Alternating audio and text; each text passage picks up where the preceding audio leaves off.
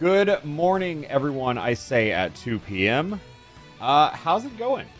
First up, uploaded the Omega Strikers video. It's a sponsor video, of course, but like it's doing well as far as sponsor videos can go. And I really like the game. I think that was like...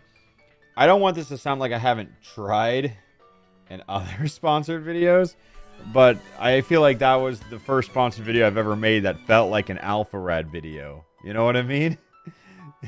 You know what I mean? Like, I'm happy with that. I'm happy with the video, and I think the game's a banger. I'm a huge fan of Omega Strikers.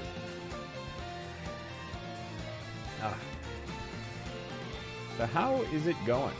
The Balloons video was a banger? Yeah, but it wasn't like super like edited like an Alpharad video. It was fun because it's balloons. And like, it really wasn't a sponsored video outside of just the phone. Anyways, what's up, guys? Hey, how's it going? We got a fun day ahead of us because I'm gonna... Who watched the last stream? Also, I mute Twitch chat sometimes. There you go. Who watched the last shiny stream? Because we caught 3 shiny Pokemon in like 4 hours, which is like a lot. Like, it shouldn't be that much. We caught like Weedle in like 130 encounters, which is still like pretty under odds. Sounds like a lot, but it's really not. And then, yeah, and then Weedle was like 100. Weedle was like 130. Psyduck was like 70. And then Charmander, we found like 15 minutes at full odds, or nearly full odds. So it was like, I don't know. Yeah, crazy. So what about the Ace statue? Yeah, you wanna talk about this? Yeah, before the stream starts, let's talk about this, right? If anyone is in the LA area, you've been to Little Tokyo and you know this anime store. There's an anime store that has this on display proudly. Absolutely proudly. And this sign, you can't really see it. It's in this corner. It says, worth over $20,000. You break it, you buy it. And I was like, that's a lot of money. But with being a YouTube streamer, you get a lot of money, and you can spend it recklessly and irresponsibly. So your heart's content, you know? So I thought to myself, maybe. I thought maybe, right? I just thought maybe. We'll see. Maybe. I'll think about it. You know, I was like, maybe if we hit 10K subs, you know? And I was like, maybe. Because it's like a lot of money. I don't want to, like, just burn... Yeah. So... I just decided, I was like, maybe. I got the guy who owns the store overheard me talking about this, gave me his card, and was like, yo, we can hook you straight up to the manufacturer. You know, they'll come at you with 20, but we probably get you in for like 18, 17K. And I was like, okay, a couple $1,000 off. Okay, maybe. So I went home and thought about it. This music's going ham. I want to keep the Xenoblade, but let's go here. This completely original song for Future Redeemed. So he told me, he was like, yeah, we can get you a good deal. And I was like, oh, okay.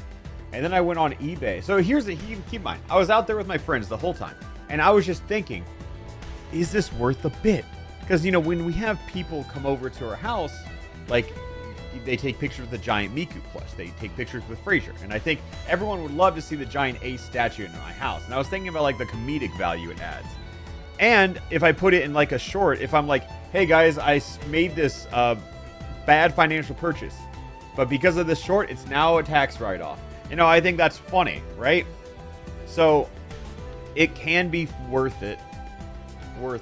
So I'm spending, like, the whole day contemplating, like, okay, how many videos do I have to do? How many sponsors? How many subs? Like, what adds up to 20K to, like, make this purchase just?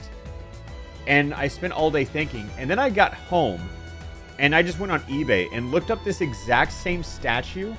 $7,000 fucking dollars. It's a lot. Don't get me wrong. But I am just insulted that this motherfucker in Little Tokyo was upselling me by $10,000 and treating it like a steal. That is insane. Never accept the first offer. Never.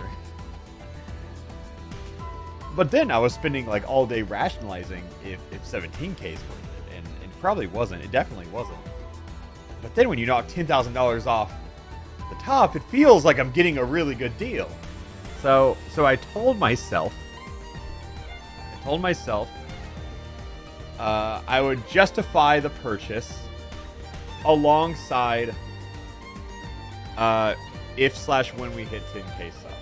I had told myself I would get it for me as a little treat if we hit 10K subs once. The 7K feels sus. No. I looked up tons and tons of other figures, statues in that area, and it's all around 6, 7, 8K. Like it seems to be the price range. So chat, let's make a stupid purchase. Also, we get 60 total emotes. I finally found out the full number. We get 60 emotes if we hit 10K subs once. Just once. And then I'll never shill again in the rest of my life. Oh my god. Okay. And B-Boy Games, thank you for the 10 gifted. We are going to get that A statue one way or another. What's tricky is like we're looping around. I saw on the analytics. Oh my god, Sazzy, thank you for the 14. See, what a good number. What a memorable number. No offense to B-Boy, but like 14 is such a more memorable number than 10. Yeah, thank you, Sazzy. Thank you. You've been a fiend. Oh, and the hype train is already moving, huh? But yeah, so... Yeah, I went to Little Tokyo there. It was fun. I ran into some fans. Dude, everyone... Like, there are all these children dressed so nice. And I was like, why? You know, you saw like these regal dresses. And I guess I'm just far enough removed from high school where I have... Rephrase? No. Don't make it weird. It's not my fault you made it weird. But yeah, no, there were all these late teenagers dressed in very nice clothes, and I was confused. And I just didn't know. I was just like, why is everyone dressed up for Little Tokyo? Strange. And then I had a fan come up to me who I'm going to assume was in high school. And if not, then it begs a lot of other questions. But he told me it's prom. Yeah, it's just prom. I just forgot about prom. Does anyone have good prom stories? In junior year, I went to... Okay, here's a fumble. I usually don't talk about my fumbles because I have so few, but this was a fumble of mine. There was a girl who I was good friends with junior year of high school, and she apparently did like me a lot, and I didn't know that. But I also thought she was cute. And then I asked her to prom, and I did it like as it wasn't like it was kind of like a bit because we made videos at the school and everything, and there was like a camera as I like asked her to prom because it was like leading up from a bit, but it was kind of like one of those half-truth things. Anyways, I asked her to prom.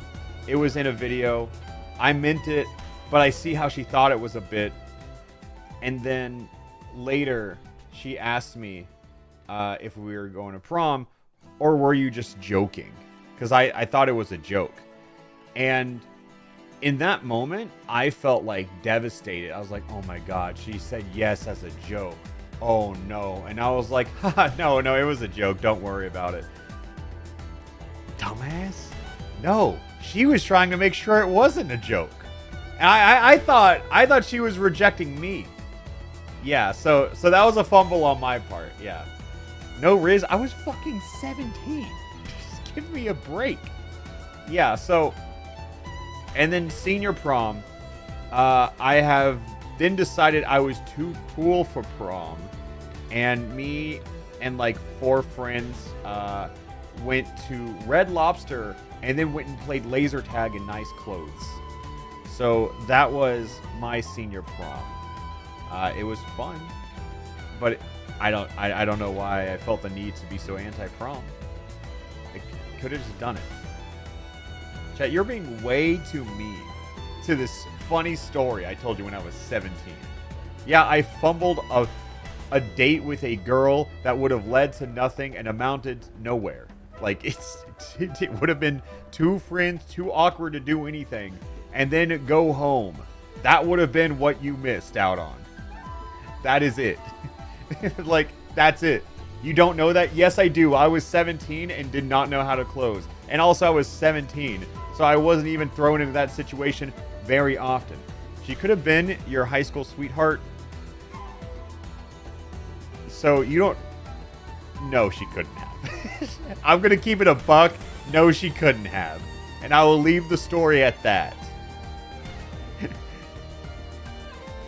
Do you know how to close now? Yes, 10 years later, I know how to close. That's why this is one of the few fumble stories. Chat, what the fuck? It's just like I tell one story. Yeah. You were the high school sweetheart? No. Honey, no. Let me pull this. Let me go on my Facebook real quick. Hold up. People saying, you were the high school sweetheart. Like, I understand. I understand where you're coming from. But, like, let's talk about it for a second, okay?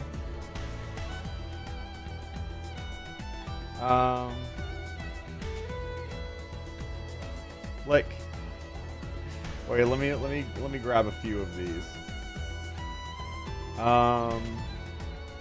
So here's the lore drop, right?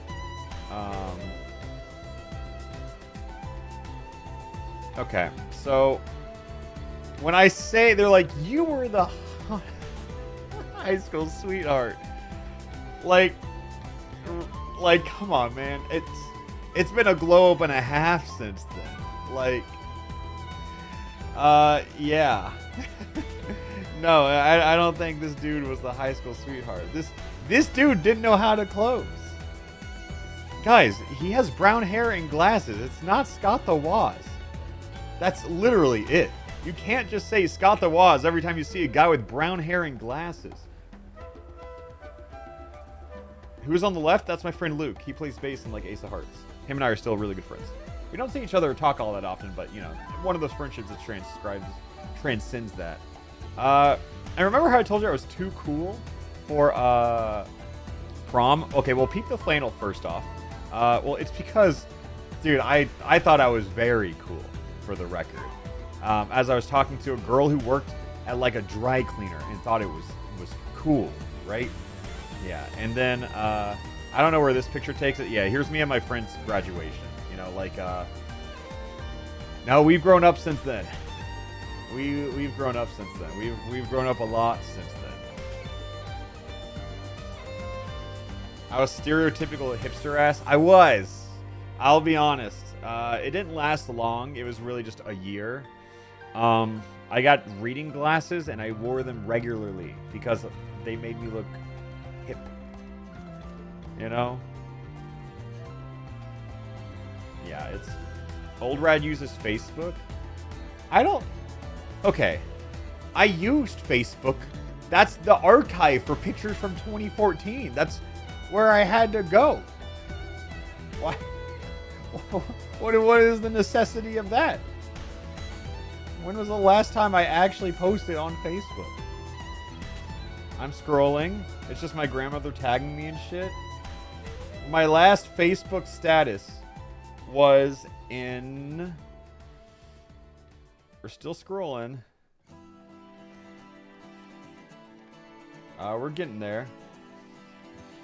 The last time I've posted on Facebook was...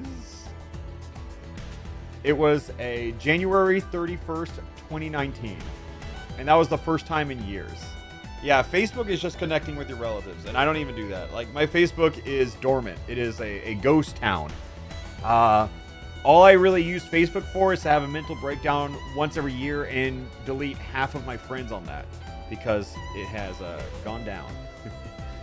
2019 is too recent. Nah, it's fine.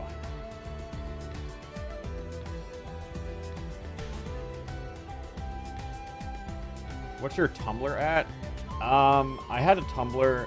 Like, Tumblr was like my main social media preference throughout high school because one, I looked like that, and two, it was just separated from like all other social circles, parents, blah blah blah. Then one time my mom found out I had a Tumblr, and if you were on Tumblr in 2012, you understand One time my mom came in and goes, "Hey, I just made a Tumblr. What's your name? I want to add you so we can be friends on it."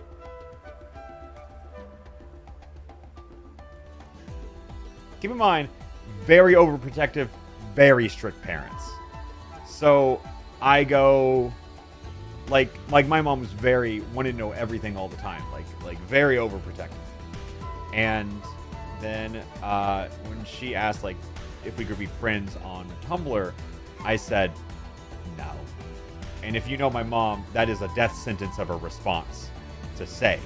And she goes, "Why? Well, what do you not want me to see?" And I was like, "Everything." She's like, if I can keep it a buck, everything. And she said like, "Okay, well, if you have a Tumblr and you don't want me to see it, then you shouldn't have one in the first place and need to delete it." And I was like, "Yeah, okay." Like, this was a very sentimental account I have built up over years, but she immediately asked, "Would you rather me see it or delete it?" And I was like, "Yeah, I'll delete it." Yeah, yeah, that's fair. Yeah, no, I take that offer, yeah. And then she went into my room, watched me pull on my laptop, log into Tumblr, and just delete the account. And I tried getting back into Tumblr like a couple years later, but it was just like, the ship was sailed. I think I made another one. No, I definitely did make another one, but I didn't really use this much. I don't even know what the name was. But my old Tumblr username was I had two usernames. One was Smallest Infinity, which was artsy, pretentious, and a John Green reference to Fault in Our Stars, because that's where I was in the year 2012. And then my username after that was, I hit a soft spot with a lot of people. I see that. Bro, okay. All right, yeah. And then after that, what did I have? My username was Weighted Dice, because there's a reference to a song that I wrote, which ended up actually, I rewrote it, touched it up, and now that is on the Frozen in Time album in Queen of Everything, because there's like desperate calls on Weighted Dice, obstacles monopolized, yeah, and it's just like, yeah, so it held up. Yeah, it's on Queen of Everything. I liked Weighted Dice, though. I think that's honestly a cool name. Yeah. Reference? I still have my Tumblr. Wonder if I followed you. I wasn't big on Tumblr or anything. My first taste of fame was in Roblox when I was 12 years old, but that's a story for a different day. Yeah, that's a deep dive on that one. But yeah, would we like to just hop straight into the Pokemoning?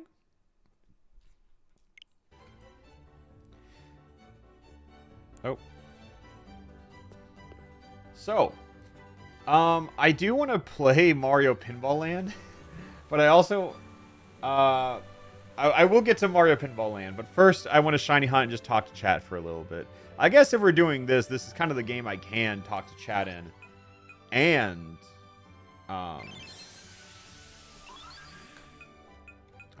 catch Pokemon. If I want to play Mario Pinball Land for a video, I think we go Pidgey. I think Pidgey is the play. It's Pidgey or Caterpie. Pidgey, Caterpie, Nidoran female, because we want to get evolutionary stages of 3 just to maximize our odds. Geodude could be one. Ghastly's hard. I mean, we could just get good luck, though. You know, have you considered that?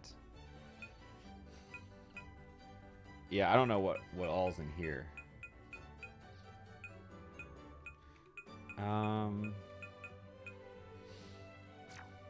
Pidgeot's shiny is ultra mid. I mean, it's fine if it's mid. It's not really what we're going for here. Okay, so now we have to empty our party real quick. These are all the shiny Pokemon we have. And if you're just tuning in, currently, to progress on with the game and to make it to the 5th gym, you have to catch 50 Pokemon. And most people would probably just say, fuck it, I'll just catch some normal-ass Pokemon. But no, we are going to catch 50 shiny Pokemon. So, it's commitment to the bit, and that's what I'm here for. Yeah, 50 unique types. So, if we catch Pidgey, that counts as Pidgey, Pidgeot, and Pidgeotto. Not in the right order. Throat Goat could be evolved. We're not evolving Throat Goat. I mean, I guess we could. We'll see. We'll see where we end up. What happens if you run out of Pokeballs? We won't, and we haven't. All right.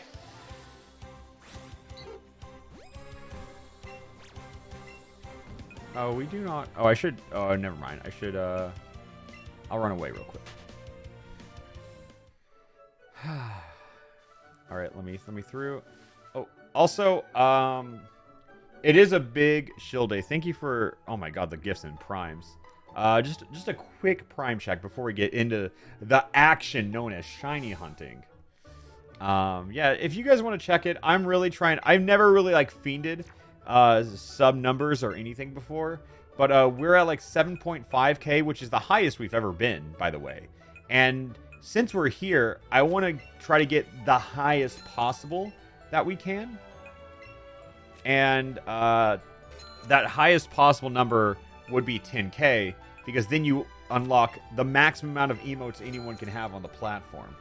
So I am really shilling just to try to get that. Just that. I think I'm going to probably just use Pokeballs here, because it's just a Pidgey. Wouldn't Route 2 be better for Pidgey? I don't see how it'll really make a difference, if I can be honest. Because once you start catching Pidgeys, they just start spawning more and more.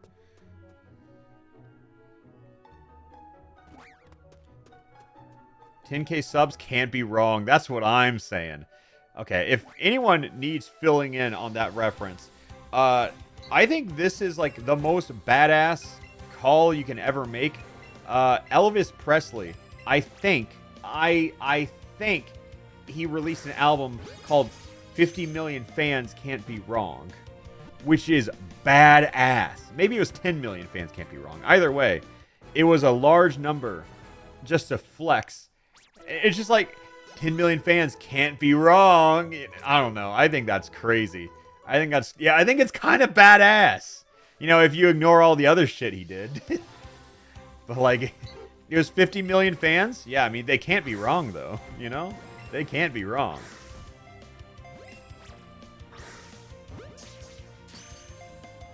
Yeah, we can't get Carl. It's exclusive to Let's Go Pikachu. Unless we want to boot up Let's Go Pikachu and then trade it over.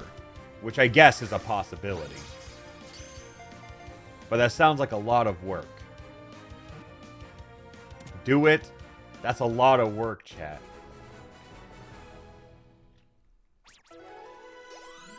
Yeah, Carl isn't shiny. That's a good point. That is true. You just gave them ideas? Yeah, I do that from time to time. You know, I'm going to set the prediction. Okay, and I'm not going to do time anymore. I'm going to do over under 100 encounters. Because we had good luck the other day. Over or under 100 encounters for a shiny. Over, under. And if some people didn't know what over under meant, if you think it will take more than 100 plus encounters, you click over. Are we keeping count now? The game keeps count for you.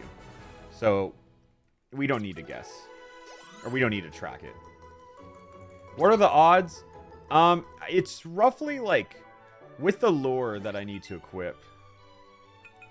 I think it's like, when we get the max chain, I think it becomes like 1 in 313 or something like that. Like, so pretty decent odds, which is why I chose to do this game. But it's still taking a lot. I didn't think... I wasn't ready for the 50 encounters. I'll keep it a buck on that one.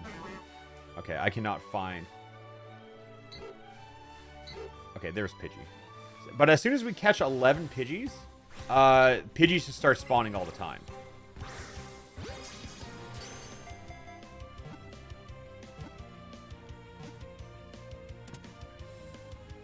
You should watch the Muppet movie. That's good advice. Thank you. I appreciate it.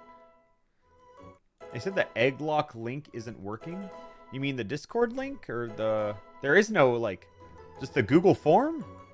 The Google form works. What's the confusion here?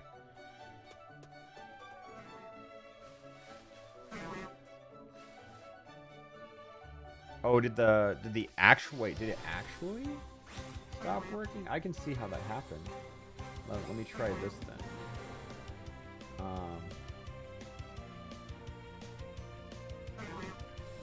Alright, I've replaced it with the normal Discord link, so now it should just work.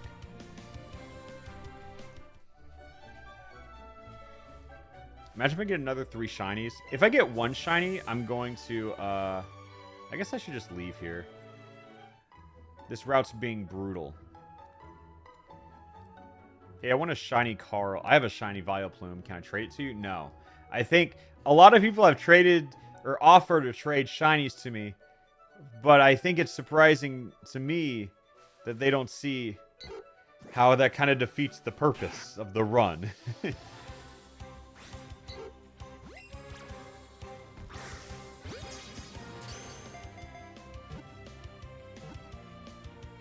That's just cheating? Yeah, imagine the shiny only Nuzlocke run where I just have people trade me Pokemon.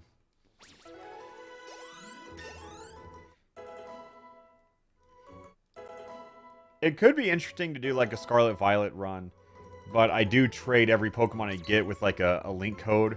It's kind of like an Egglock, but you have to actually trade me Pokemon you have. That could be interesting. It's a good way to incorporate the subs and whatnot. Why are you leveling non-shinies? Because you have to. Like, it'd be a pain to remove them from my box every single time. I'm glad you're updating the VOD channel. Thank you. Type !VODs if you want to see, like, all the streams that you miss over time, you know? And also, so I have good news and bad news. For a lot of people who sub, right? There's a huge incentive. If you like the Egglock that we did a while back, well, we're opening it up to fans now, like you. And you are allowed to sub for free with Prime if you have it, or beg loudly for gift subs, or gift a billion subs. Either work. But if you do that, you get a chance to be in the new Egglock. And I know, at this point, it's kind of hard to advertise because you've seen so many people sub. We're at 7.5k subs. How are you going to compete with it? Most of their ideas are dog shit. We have a mod team going through the list of all the submissions and curating them. And most of them are very, very bad. So there are actually a lot of spots left in the Egglock. So if you have a good idea, you might still be in it, no matter how late you are. So many of them. Because, like, if the Pokemon is bad, right, and it's meant to be bad, we're keeping it in. We're not going to make it to where it's only good Pokemon.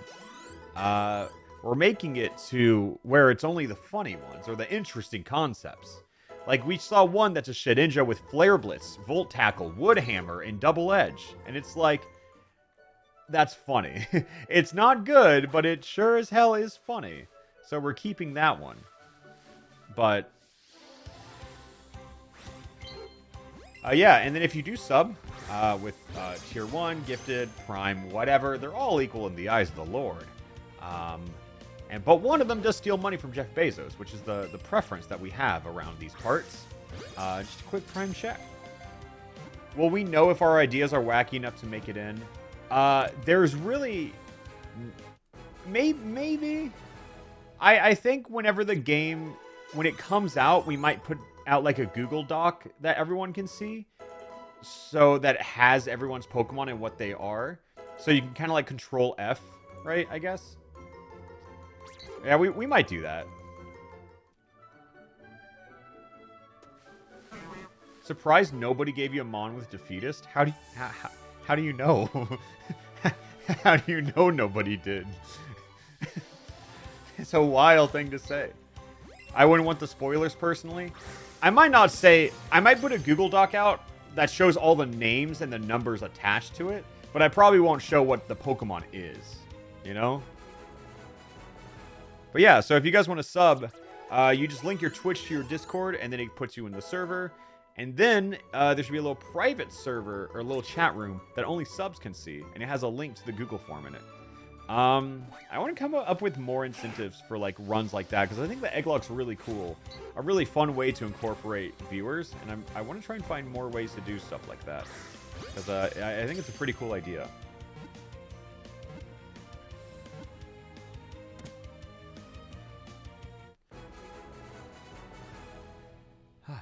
The engagement's cool. What game is the Egglock for? I think it's Ultra Sun, Ultra Moon. And also the game's pretty hard. Ultra Sun and Ultra Moon is not a super easy game. So that's why I am also kind of like... I'll probably do more than one attempt of it, which is nice because that means more eggs will get to be shown. I know it's one of the hardest ones, but we should also get really good Pokemon. You know, like I think about when PokeAim sent us Latios, Choice Specs, Draco Meteor, Contrary. Like if we get stuff like that, the run isn't that bad. But it's still probably like the hardest mainline Nuzlocke game. And that's why I think it would be a fun way to do, just to explore the broken and bad that we get.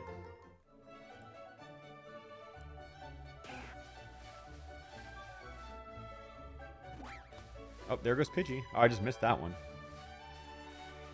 Yeah, as soon as we get to like 11 Pidgey, we'll be fine. Oh, and a rat. How many eggs are you at now? I don't think we've counted, but I know we had like 2,000 submissions, and only like a fourth of them were good. And I think the Egglock caps at, it's like 990 good encounters, I think. Obviously, we don't get 990 encounters, but those are the files that will be in the game. And whenever I beat the run, I will post the save file to subs. So you can also attempt your own Egglock with the community of the Alpharad viewers and mad geniuses and people who have bad ideas.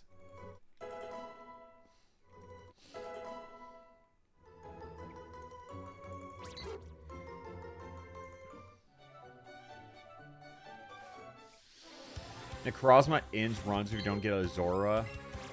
What's the Zora strat? Is it like, does he spam psychic moves on you and you're a dark type, but you make him think you're weak? Is that how you trick the AI? Is that the play? Like, you just said that sentence. That literally exactly that? Got it. Yeah, I mean, I don't even think I finished Ultra Sun, Ultra Moon, so it's kind of like, or Fear strats. Yeah, someone could do Fear strats.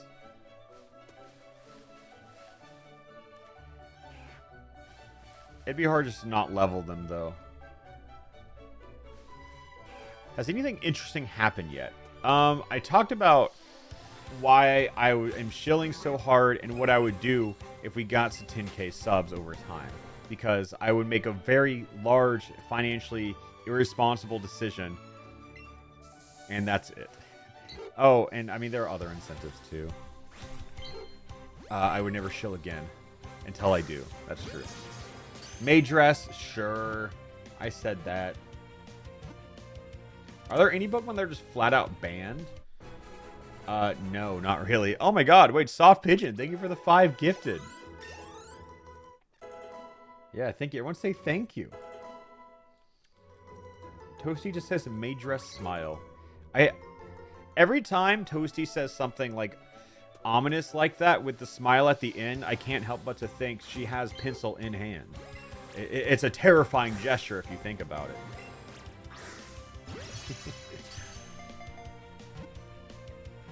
Have some money from the Bezos? Oh, thank you. Thank you for the 8 months. And the Prime. That's very helpful. What game is the Egglock in? It's Ultra Sun and Ultra Moon. Yeah, 7.6k subs. You're right. Yeah, things are turning up in this world.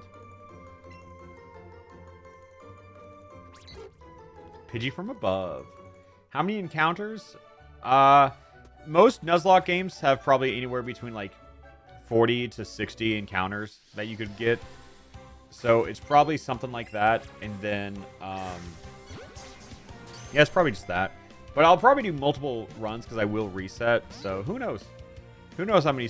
Uh-oh. I'm just going to run away from that one.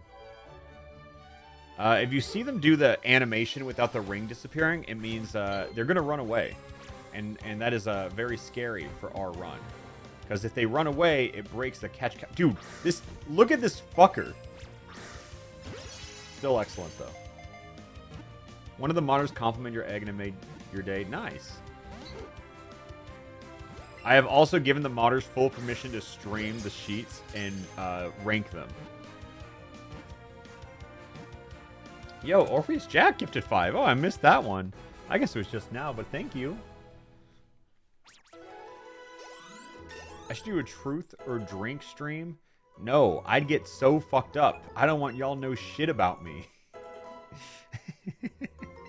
No, that'd just be me just being an alcoholic for a night. You guys would ask weird-ass personal questions, and I just get fucked up. That's how that stream would go. I can see it now. No, we don't need to do it.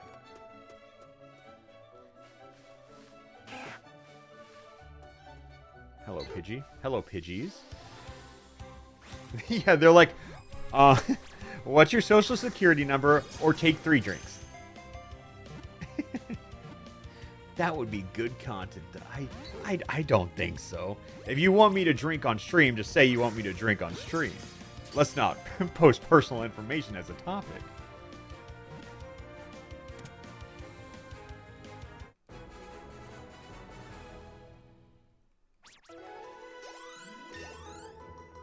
Drink on stream? Okay, drink on stream.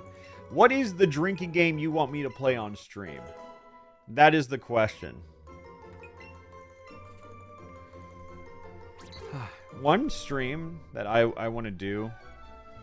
I'm waiting until I have like a free day because I've been pretty damn busy. Like, so I've kind of been recording in the morning, like either gold or do some edit work, and then I stream, and then I like give notes, edit. Like I've been working pretty like morning to night for the past couple weeks. I'm trying to like not do that, right? Because that's not a healthy strat. It was just something I had to do for a little bit. So I think something I want to do. I want to just do something fun that I can stream all day for. I want to do Christopher Robin. 5 shots every shiny? What the fuck? Are you 12 years old? Have you ever had a shot in your life? 5 shots for 1 shiny? That is crazy. That is coming from a guy who has never had a shot. Holy shit. 5? Bro, if you said a shot for every shiny, I'd be like, yeah, that's spaced out. Holy shit. You could say like a shot every 100 encounters, and I'd be like, okay, that's spaced out enough. But, and or shiny. But, whew, 5 shots of shiny, that's crazy. Yeah, but I want to do Christopher Robin, the Winnie the Pooh baseball game. I've been wanting to do it for years, and I've just never done it. And now I want to. Because I just want to do more shit. Without even noticing, here I am playing Pokemon, talking about going into Mario. I want to go back to, like, kind of like the 2017, 2018 vibe of just, like, I love my silly Nintendo games and all, but I kind of want to just start playing what the fuck ever right now. Like, I want to... So I think that's where I'm at right now. And I plan on doing that soon. Am I going to make a video on Tears of the Kingdom? Yeah, probably. Yeah, like, I just want to make weird shit videos. I want to do... obviously, I want to play through, like, Pizza Tower. I want to play through... I want to do the Jump King in one sitting. There's a lot I want to do. And fuck, I want to fight Christopher Robin with my bare hands. Steam cleaning, I don't think we're ever going to get like steam cleaning, because a lot of my videos are more narratively driven now, and it's kind of hard to do that with something as loose as steam cleaning. I could probably do similar concepts on like stream, but I don't know if I can necessarily convert that into a video. Yo, Pidgey's a little bit of a bastard.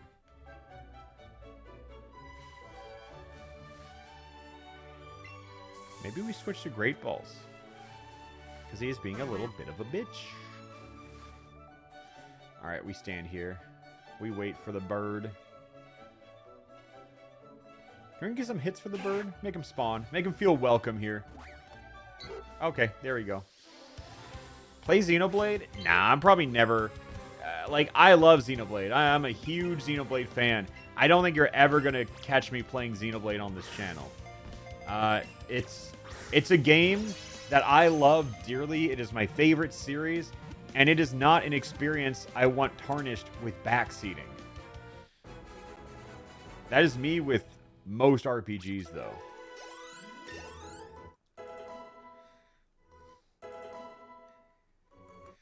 How's the DLC?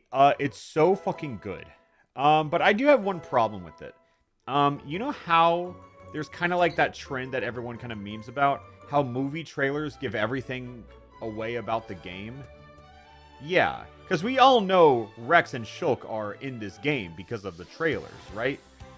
Well, that's fine and all, but when both of the characters are introduced in-universe, they're both presented as if it should be like this ground-shocking revelation that you never saw coming.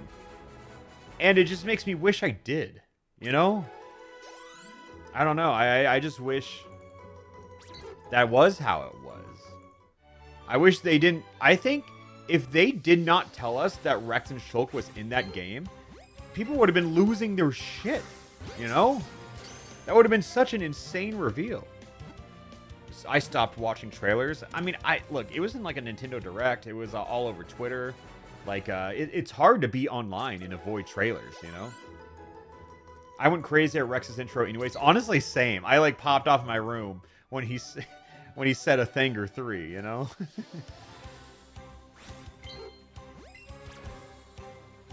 Yeah, but I think my biggest complaint is I just wish they didn't put Rex and Shulk in the trailers.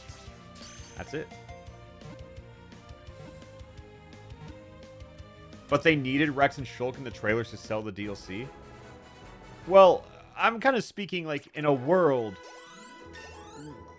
My point is kind of irrelevant of that. Like, I understand that that's the case, but I still wish it wasn't. I think every Xenoblade fan would have bought it anyways. Like, okay, I'm gonna argue that point. Who the fuck are they making Xenoblade 3 DLC for, if not Xenoblade fans? You know? Like, you know what I mean? I don't really know anyone who only knows Shulk from Smash Bros. And then would just jump straight to 3 DLC. I don't know. I don't know. I feel like the DLC at least requires you to have played through 3. Or to have it. Yeah, Xenoblade fans bought the DLC before it even came out. That is me. That is so fucking true. I bought the DLC way before the trailer even came out. That's just factual. So did everyone else. Yeah, no, that shit is true. Xenoblade fans, me included, bought an entire DLC battle pass before knowing anything in it.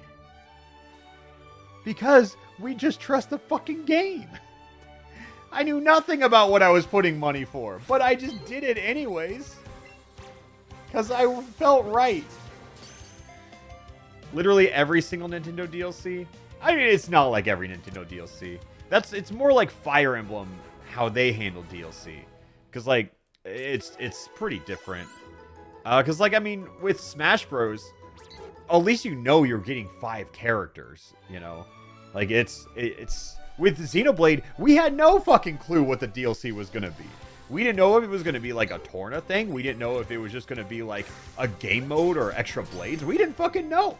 We just paid for it and hoped for the best.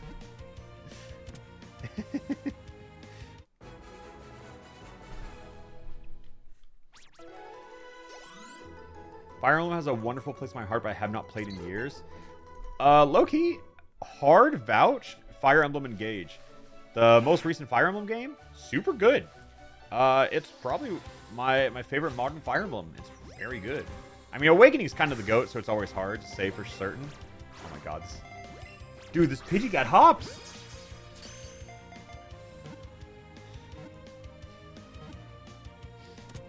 Who's my favorite character? And, dude, I'm bad with character names if I don't, like, obsess over it. Let me... One sec. Let me see. My favorite character... I know what she looks like. Oh, it was Chloe and, Marin. Those were my two favorites. I wasn't, a big Haya Papaya guy, unfortunately. But she was still cute, and I know that's where most of the people reign. I like Haya Papaya, don't get me wrong. I lost Chloe in the 6th mission. I think that's the hard part about Fire Emblem, is sometimes you lose characters, and then people are like, oh, I love this character. And you're like, yeah, sure. I had one character die in, like, what was it? It was, like, chapter 11 where you like couldn't use the time crystal and shit. And then I lost, what was her name? Eddie. And everyone told me that she is a phenomenal late game unit, and I just didn't get to experience that. So, whoops. So if your characters die, they die for good? Yeah, it is. That's how Fire Emblem works. It's an optional game mode. You don't have to play like that, but I do.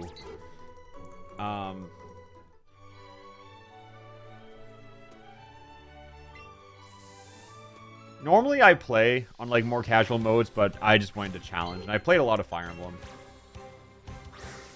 Oh, Eddie with Lynn. Oh, I see it. Were you at Little Tokyo yesterday? Yes, I was. Weird. Weird to put with no disclaimer beyond that.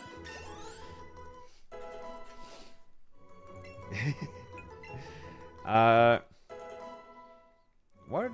I had a weird fan interaction yesterday. Did I? No, not really. Honestly, I had pretty good fan interactions. I think... So this is like a personal thing. I think it's weird. I think a lot of people are too scared to like ask for pictures or something like that because they don't want to like bother you, which I understand. I get it's respectful, but it makes the interaction so much weirder because then we're just making small talk with someone I don't really know the vibe of. I think the ideal fan interaction is they come up and say, "Hey Alpha, love your stuff," and I go, "Oh, awesome. How are you doing today? How was your day?" We make a little bit of small talk. And then they say, "Can I get a picture?" I'll initiate if I have to, but it's easier if they ask. And then I go, "Sure." We take the picture, we smile, we fist bump. Typically, I don't shake hands with fans because of germs. I don't shake hands with people I don't know. Just like I'm weird about that.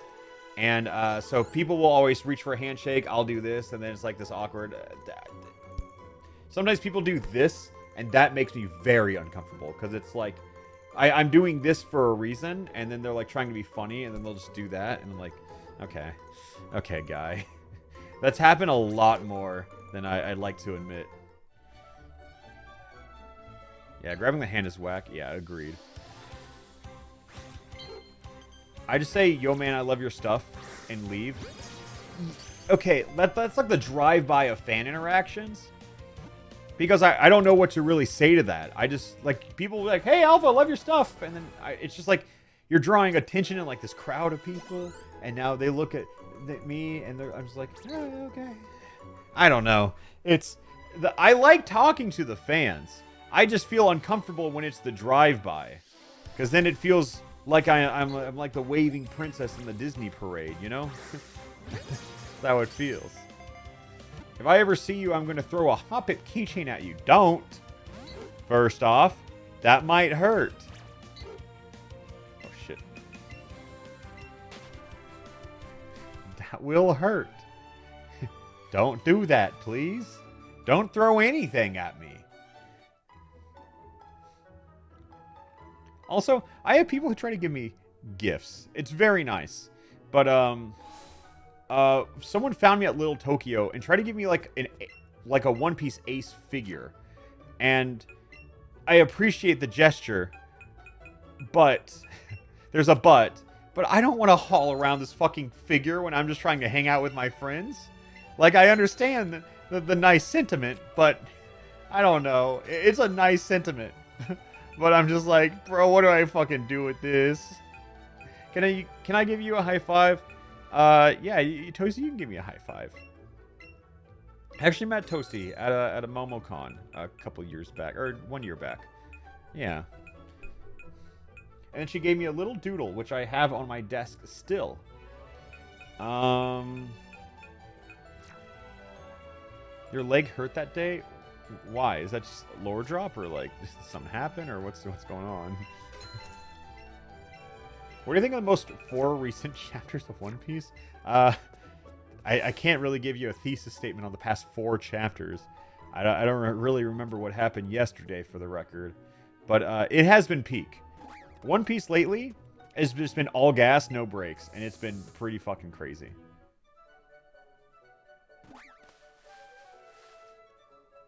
I would like to see a Pidgey, please. Hello, Pidgey. I'll be right back. I just realized I don't have water. Everybody count to 100, and that's it.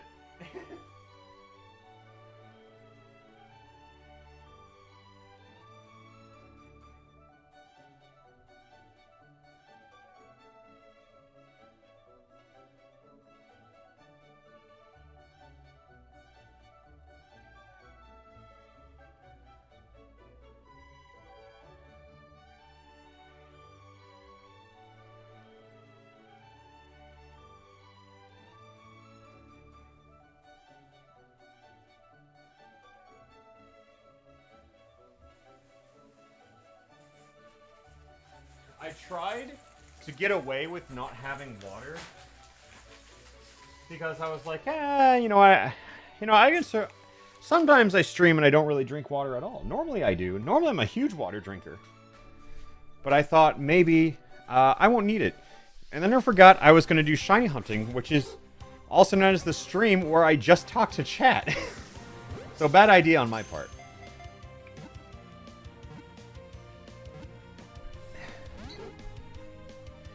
I see people asking, should I get into One Piece? Or should I watch One Piece? I don't think the anime is a great watch. I'll give it up. But as a read, I think it's phenomenal.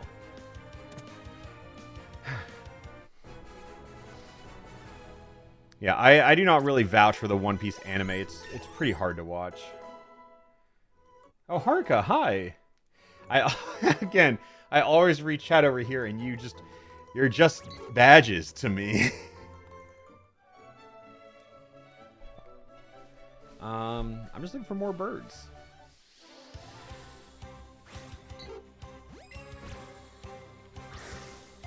I mean, like, I'm a huge One Piece propaganda spreader, right? But people say, like, I read 40 to 50 chapters of One Piece and didn't like it. Sorry. And it's like, that's fine. That's okay. If you consume something that I like and you don't like it, that's okay. That's perfectly fine. I don't have anything that I can say that could convince you otherwise, because sometimes people just have opinions. And I don't know what more I can say about that.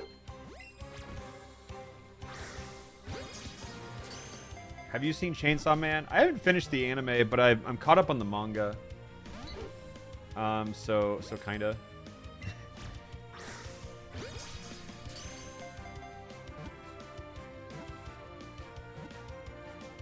I would read One Piece, but Netflix is more affordable. Dude, just buy the Shonen app. It's like $2 a month for as much manga as you want to read. Also, Panda Jamal, thank you for the 7 gifted. Yeah, look at that memorable number in chat. Oh, I thought that was a shiny. Sometimes you just see, like, the aura from It's Huge always makes it look a little shinier, and it always kind of trips me up. We're halfway to 8K. Yeah, it's possible. It is very possible to hit 10. 10K feels like a little bit of a pipe dream at this point, because, like, shilling chat for 2,400 more subs before I start like decaying sounds like it sounds hard, and at some level it sounds morally incorrect. Let me hit the big arbitrary number, please. And it's like, before why? Oh, we get 6 more emotes? Okay, awesome. I think it's important. I'll wear a maid dress. I thought that was enough. I'll buy a giant ace statue. You know, I think it all adds up to be a worthwhile deal. Do you get super anxious when you read your voiceover scripts? No, because it's my job. I know people have public speaking issues, but also it's worth noting that reading scripts is not public speaking. I'm good at public speaking, though. I think my biggest problem is I stutter a little bit over I's. I will start sentences like that sometimes. But no, I like reading scripts. I mean, I like... When people think voice acting, they think of being able to do all these different voices.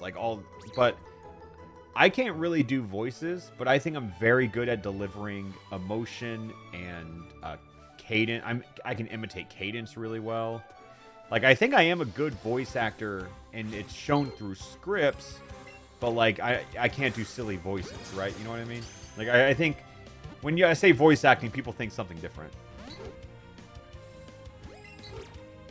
Oh, and we run.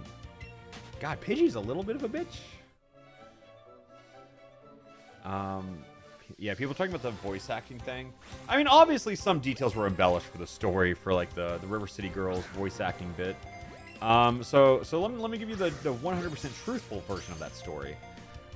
Christina V obviously didn't ask me word for word bark for me. She said, this is the character we have. It's a dog. We just kind of have like maybe just like barking like dog noises. And I was like, and I just pitched, because in the studio, a lot of people just pitch ideas for voice acting. And I just said, wouldn't it be kind of funny if I just said, bark, woof? And she was like, yeah, that would be funny.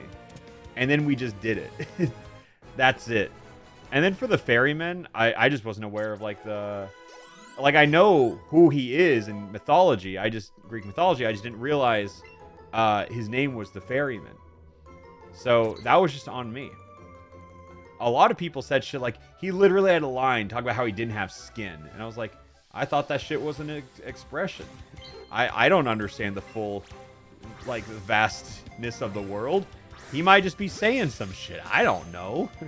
You know, like, if you read it literally, I think Death having a funnyman voice is kind of funny. And people are saying, like, oh, that's bad voice direction from Christina V, blah, blah, blah. And it's like, motherfucker, she knew what she was doing, and she thought it was funny. Therefore, she did it.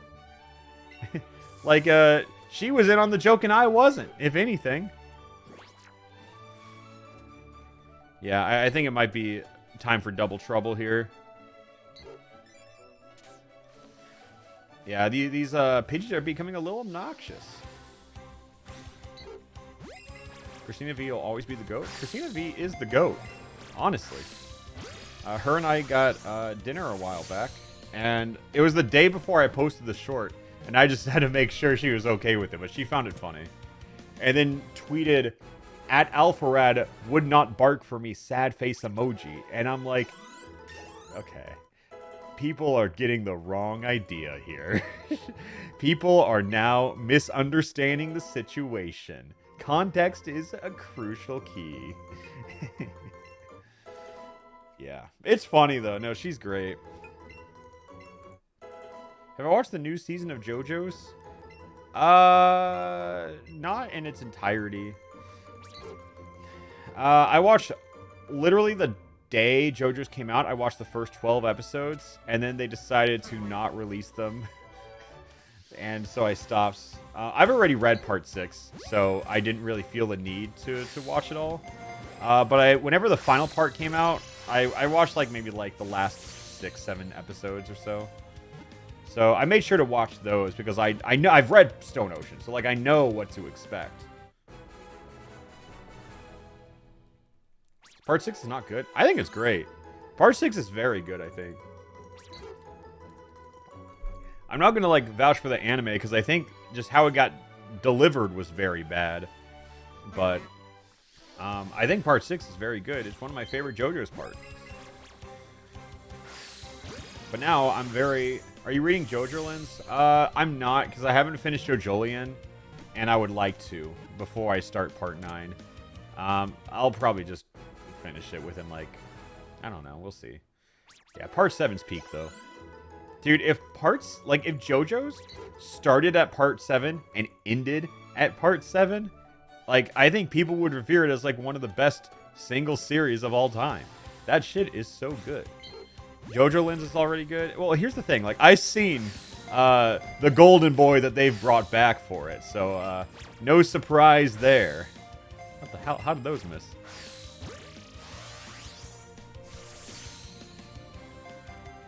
Where are you reading part 8? I don't know. I Google search JoJo Part 8 in color on google.com. And you can do it too.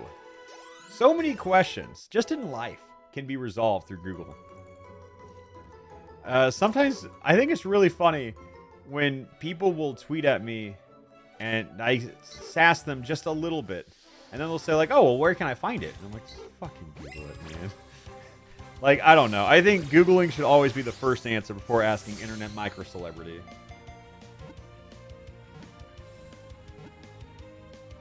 Use manga decks. I was not looking for recommendations. I was saying that I Google search this and get porn ads regularly, and I will continue doing so and have no remorse.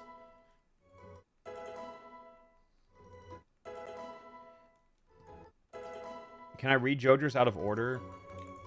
I mean, technically you can. If you just wanted to read part 7, you just could. And, like, I don't really have a lot of reason to tell you not to. But it's, like, it's definitely cooler to read part 7 after having read, like, part 3 or something like that. But, you can do whatever you want. Because, dude, there's, like, a twist in part 7 that had me popping off my fucking room, bro.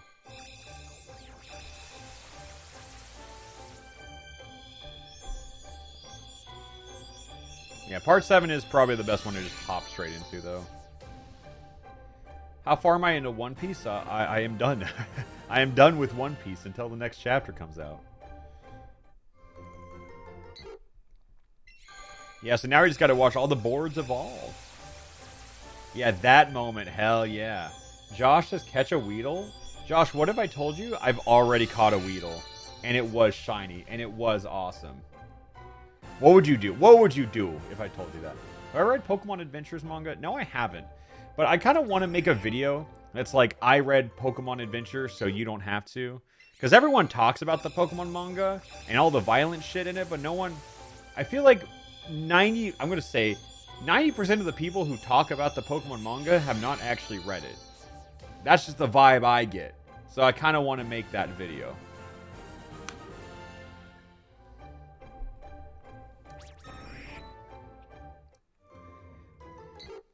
Oh my god, we have so many birds.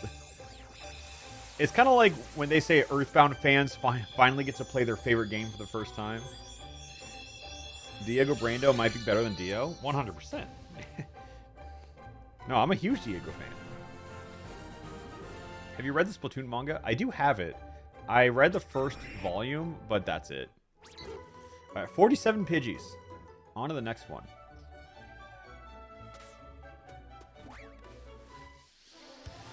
Adventures where Zatmel Kuno came from? Yeah, I saw someone in my chat talk about that as it was happening in Fusion, but that's still pretty cool.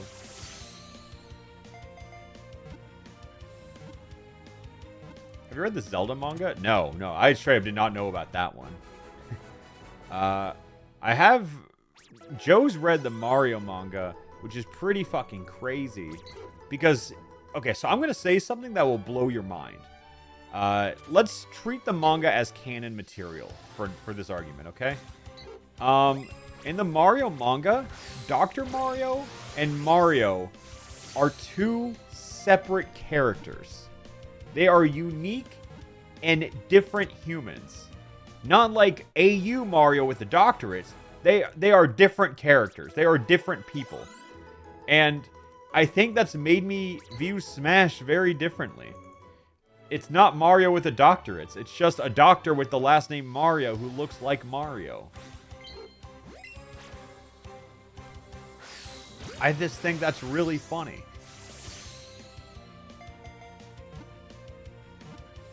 Doesn't Mario show his schlong in the manga?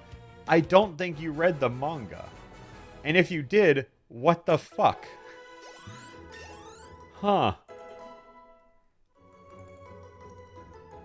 The answer is yes, he does? Oh, he does. I saw it in game theory. Okay, so that's where we're getting all this information from. I was like, there is no fucking way all these people have read the Mario manga. But of course, MatPat is here to guide the dark into the light. But why? But why does he do that?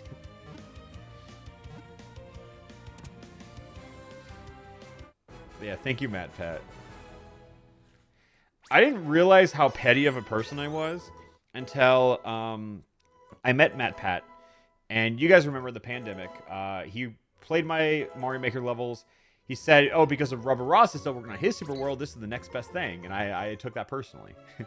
And because I just laughed at it being the next best thing instead of just saying it was good, right?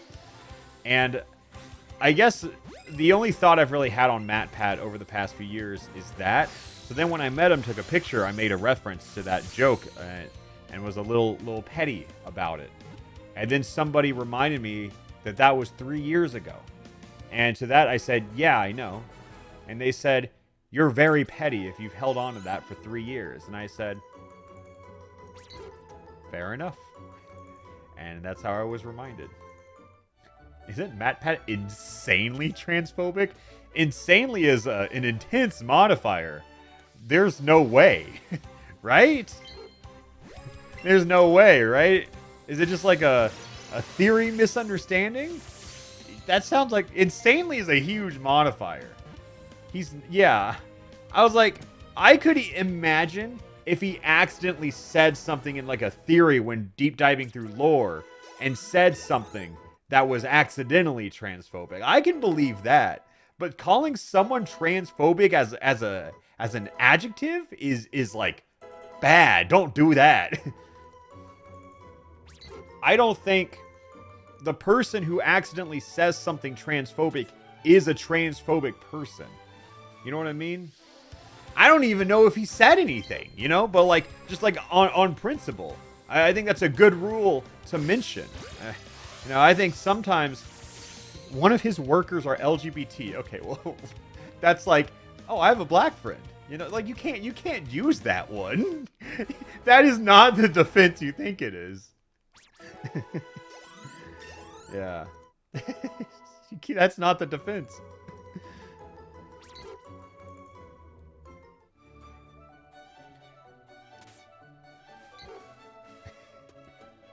Yeah, it's the bottom barrel. And also, LGBT is so vague. It kind of is. They're just one of those, you know? He made an attack helicopter joke in 2018. Ah, there it is. Okay, got it. Got it. That's what I was looking for. That makes sense. Okay. Yeah, I mean, so did Mr. Beast, right? But yeah. Proud to say I never made an attack helicopter joke. I think that's a shining sticker on my behalf. One thing I would like to talk about real quick. I think you never really know the impact you have on people or on things. And I'd like to talk about this. Look, here. This is a video I uploaded in 2018. This was like before everyone was like spouting off trans rights at the regular, you know, before it was almost kind of a meme. And I don't think anyone was really speaking up for them. And I'll be honest, at this time, I didn't know I was. Here's an old video of mine. I get it. You're tired of the Not series. So you aren't? You're saying you want more episodes of the Not series? Wait for it. So this is an old video of mine. I know it's been a while, but I am ready to bring back as many episodes. God, the confidence, like the voice is so different. You know, it's the same person. It's the same me. Same mic. It's just a different delivery, you know? It's It's crazy. As I can. But the hard part is just finding the games. So be sure to comment below and tell me what games you want to see in the Not series. Dude, my intros are so better paced nowadays. Bad Holy enough to be shit. funny, as well as good enough to be playable. So let's get back into it, because I hear it's not even you're just the energy. tired It's of just like Splatoon. the pacing You're of the tired intro is everything slow. relating to Splatoon. Wait, so you mean to tell me that people are assuming that the series is dead, and other people are taking it into their own hands to continue? And you're saying that someone even did it about the exact same game I plan on recording today? Character creation time. Okie dokie. So we have an option of being a boy and a girl, but no attack helicopter. Yikes. So what if I told you there was an And that was the insanely joke. horrible- You know, like someone else made Not Splatoon first and then made that joke, and I just said yikes to it and moved on. And I didn't know, yeah, ahead of his time. I didn't know what I was doing in that moment. I'll be honest. I knew that was kind of like a not tasteful joke, but I didn't realize the effect that one joke would have, because I have had so many people, most trans, obviously, who have come up to me at conventions, at just random outings or whatever, and they have brought up this specific moment and said, like, it felt so good to have you stand up. And I was just, like, shocked, because I didn't realize that's what I was doing in that moment, you know? And it was really cool. I mean, I think, like, I'm glad I made that joke. I'm glad I said yikes to their not funny, bigoted joke. But it made me very aware of, like, oh shit, the stuff I say actually has impact. Like, I can spread good shit and it matters, you know? Like, I just didn't know that at the time. So I thought that was pretty crazy. Because again, it was just like, it just felt like that joke wasn't funny. It was a little distasteful. And it was a bad opening to a video.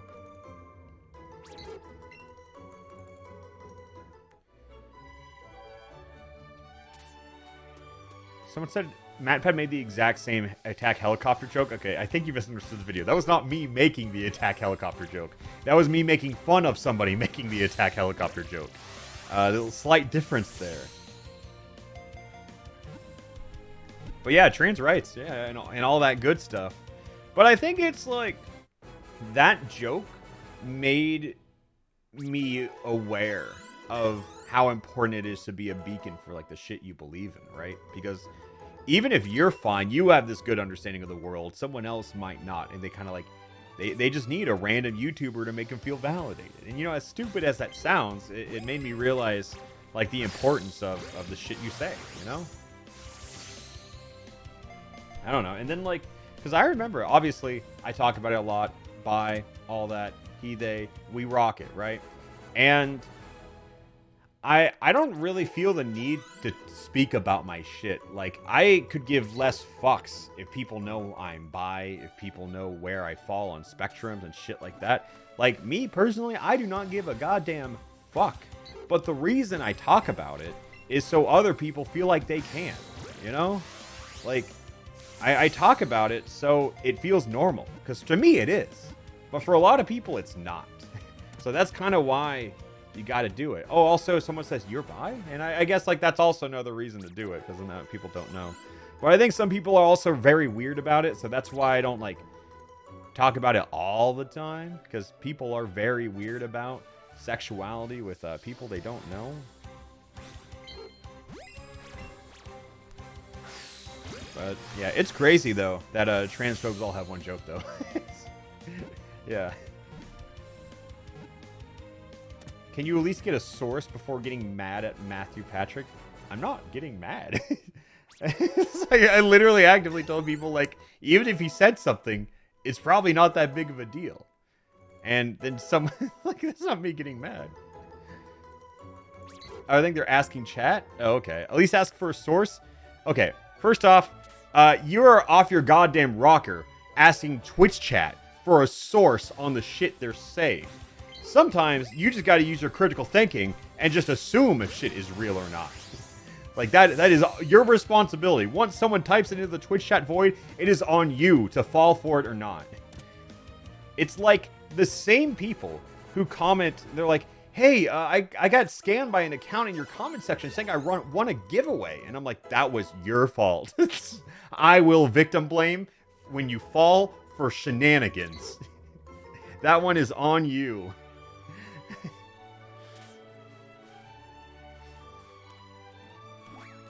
Yeah, any ruses? It feels weird to say call Matthew. Did I say Matthew Patrick? Oh, I meant to say Matthew Patthew. My bad. Because that's just so funny. Wait, wait, hold up.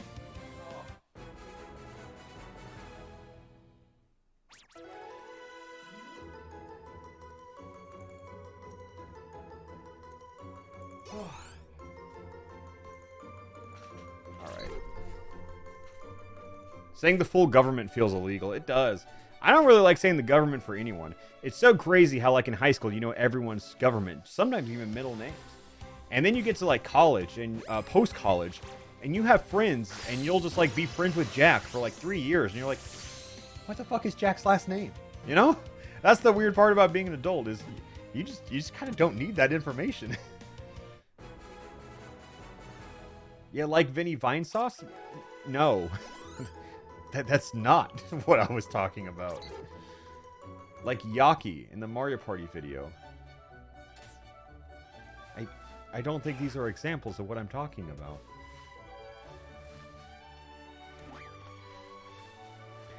But whatever makes... Sure, whatever. Plus, I believe people can change. Yeah, I'm not trying to say like anything damning. I think anyone who made an attack helicopter joke in like 2018 and earlier, I do not give a fuck if they did. Let's focus on people's actions now. Because like a lot of people did it because I just happened to get lucky. I was on the right side. I was defending it not knowing what I was fully defending on. And I'm sure a lot of people criticized it for not knowing fully what they were criticizing. You have to be honest, like, we have had so much social change in like the past 4 years where people are just so much more progressive than they were 4 years ago. I don't know if it's just that I'm getting older and people around me are also maturing, but it feels that way at least.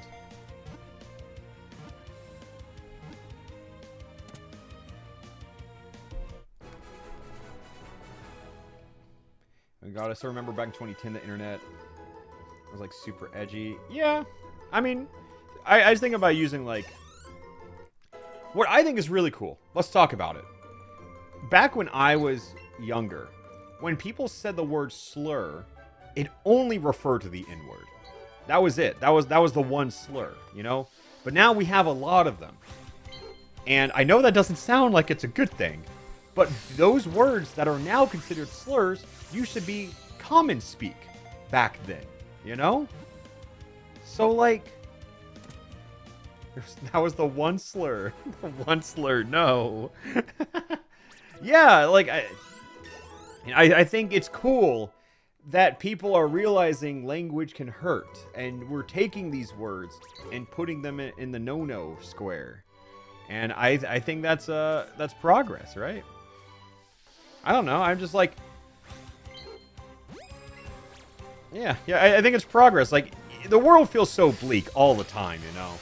But I kind of believe that it's the best it's ever been.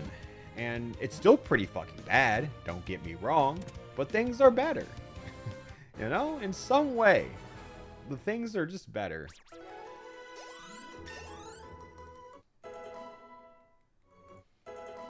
But I think it also depends on like where you're from, what age you are. Because I'm in like my late 20s, friends with people in their late 20s, early 30s, who, you know, don't really say slurs. And I'm not exposed to it as often. So I might be able to trick myself into thinking that things are getting progressive. Because on the other edge of that, I'm not exposed to, like, high schoolers who are maybe actively still saying slurs, you know? Like, I have no reason to really gauge that. And also, I went from being in high school in Oklahoma to being 27 in Los Angeles. Like, yeah, those socio-political differences are going to be like night and day. So, who knows? Really, who knows? I guess I really don't know if things are getting more progressive, but at least I'm associating myself with people who I align with, you know? And that's the good thing.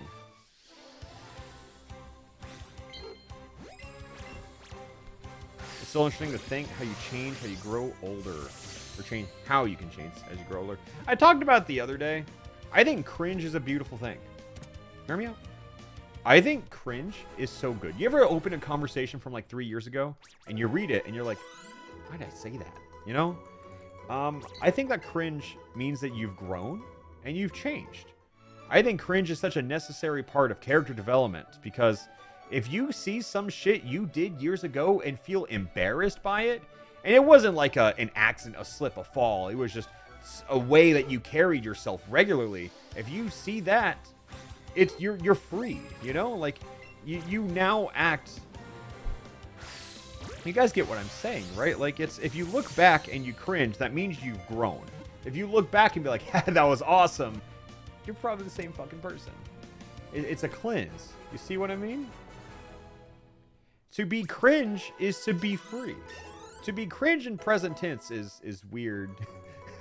But to be cringe in the past tense is a freeing emotion. Also, 69 birds, nice. Also, there's something I want to do. I don't know if I'm going to do it on this stream, but I have... No, I'm not doing it on this stream.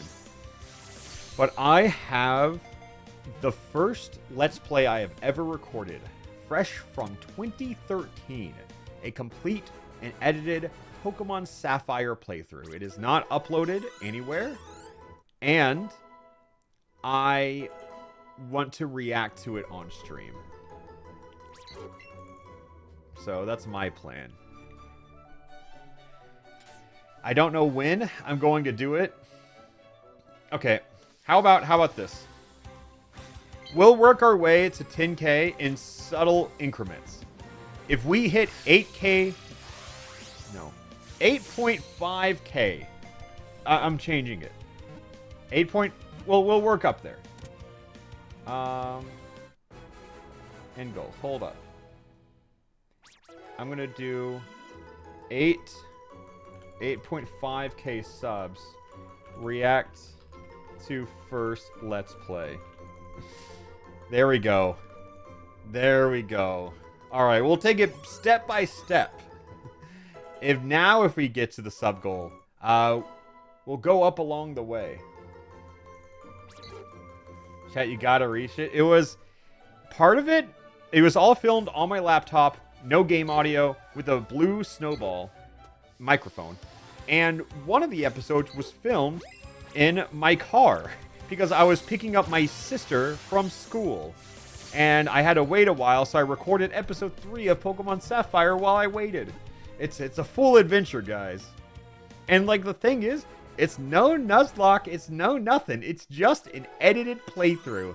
It is just a casual run of Pokemon Sapphire. Someone's unrelated. Someone goes, I teach middle school. They love the F slur. Oh, okay. Okay, yeah. So, okay, yeah, I was wrong. We're not progressing anywhere. Okay, got it. Thank you.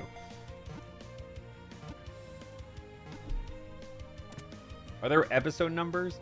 I think there's like 6 episodes. I don't know how long the full series is. You had edited content 2013? Well, I was a freelance editor at the time. So yeah, like, I got into YouTube because I was an editor and not the other way around. You know, most editors, or most YouTubers do dumb shit, get popular, and then have to learn how to edit or find ways to hire people immediately. I mean, I still edit most of my own shit. So, you know, it's just like, I like being an editor, therefore I edit. The editors that I have that are like credited on videos, all they really do is the first cut. They send me the project file, and then I polish it to make it feel like an Alpharad video. Which is like the only... I think so much of an Alpharad video... Wait, who did you edit for? No. I didn't edit for YouTubers. I edited for, like, short films. Like, that's freelance editor. But yeah, so... How would you recommend someone learn editing? By fucking doing it. Like, that's the advice for everything. If you want actual advice, there's a book called In the Blink of an Eye. It's on Amazon. It's like $10. It's really good at getting you in like the philosophy, like the headspace of an editor. Pretty much every cut you ever make, you have to defend with your life. Like, why is this cut here? It might be a simple cut. It might be like a textbook cut that you have to make, but you need to know how to defend that shit as an editor. You need to explain why every cut has a purpose. And if you can't, that's a bad cut. You know?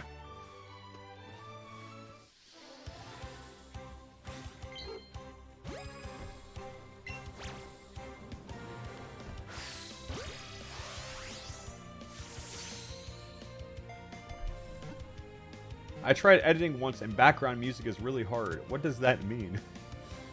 I don't know what that means. Like, putting in background music? Or like choosing background music? I don't know. Hard to pick, maybe? Used properly? I don't know. I think very few YouTubers are good at using music properly. Because I don't know. Would you want to do short films besides YouTube? Nah. No. I love making these silly, dumb videos. Like I'm chilling, dude. Like, I feel fulfilled in everything. I don't know. I've just gotten into a momentum, a groove lately, and I just like doing what I'm doing. I did a lot as a kid, and I find that so fun. Just doing the time. Yeah, just do the thing over and over again until you get better at it. I mean, I thought I was a pretty damn good editor in like 2020, and now I look at the stuff I learned. Like, I didn't used to EQ my audio, right? Like, I just put enough filters on it where it sounded like good. I would compress it and be like, no, that's good. But now I EQ all my audio myself. Like, I know how to cover up like abrupt endings with like various filters and shit like that. Like it's just, you just get better. You just get better at the thing you're doing. No matter how good you are, you will always get better just by doing it.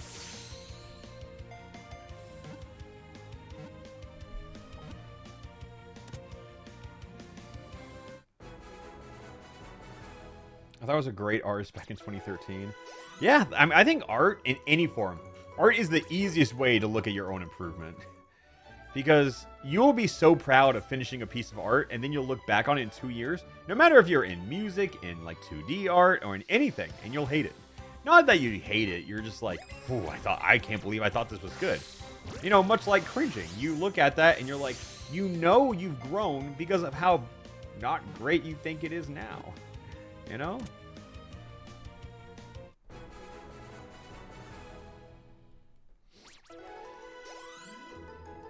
I was a great artist when it made you the icon. Yeah. The first Alpharad icon was... Actually, the first Alpharad icon was made through like a Newgrounds anime face generator maker thing. Like a dress-up game, kind of. And then Fyrus offered to draw me art. And it was good. And that's the end of that sentence. Oh, like Pit Crew? Yeah, like a Pit Crew. It wasn't Pit Crew, obviously, because this was like 2013. But yes, like that.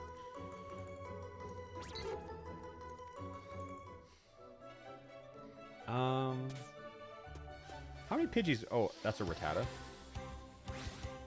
Pit Crew made me trans. That's an awesome sentence. Because I see it. I genuinely do see the timeline. Or the pipeline. You ever want to change your channel art at all? Not really. I kind of want to, like, maybe, like, change, like, the reference sheet I have for my character. I don't know. I think I have been interested in, like, changing the art style, because I think it'd be fun if it was, like, sketchier, which is kind of like, but I don't think it's, like, as marketable. You know, I think it's cool. I want to take the little alpha head. The eyes are always so hard to work with, so I go back and forth if I want to change the eyes. Because it's really hard for artists to work with the eyes and make them as expressive, given those eyes. So, I might change the eyes. I'm on the fence, but I also want to give him, like, a little crown. I've been wanting to give him a crown because, I've been wanting to give the avatar a crown since Among Us. Because my guy just had a crown, I was like, I like that. And then I became the Nuzlocke King, and then I was like, yeah, now it's even more fitting than ever. But, maybe. Your avatar is a dude with a blue shirt. Well, it's been that way for fucking years. You know, I've just never changed it. So I do want to change it. I just want to make it a little more complicated. Because it's just very simple right now.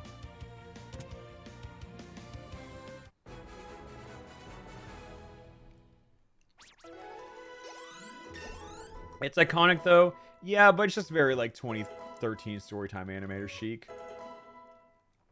Is blue your favorite color? Yes, it is. Simple isn't bad, though. Yeah, I know. Yeah, thank you.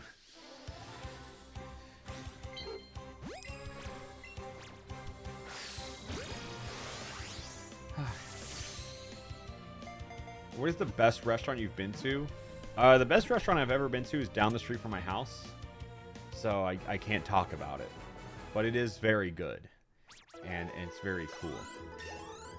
So just realize it's somewhere in Los Angeles.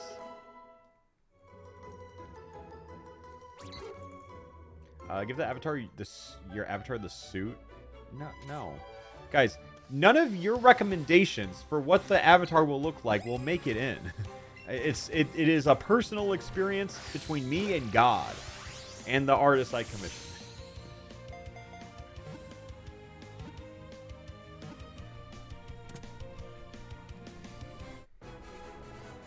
I'm shocked no one asked to put cat ears on it, though. Well, what if God says my idea gets chosen? Yeah, that's good. That is a good point. It's like the same concept as... I talk to other YouTubers about this all the time because I think it's funny as hell. You will see videos that get comments that say, like, alternate title, : and then just drop, like, the worst shit you've ever read. It's like nobody would click this. It's people who are not YouTubers. I will always send them titles, thumbnails to be like, do you think this works? And they will have the worst fucking logic for it. I don't care who you are. If you are not a YouTuber or worked closely with a YouTuber, I do not trust your judgment on titles, thumbnails. Like, just on principle. And it's like, it makes sense, right? And you shouldn't, exactly. It's like there's a whole science to it, right? And you have to figure out... Everyone can, like, talk about the SEO and what you need in a title to make it appear on other people's timelines.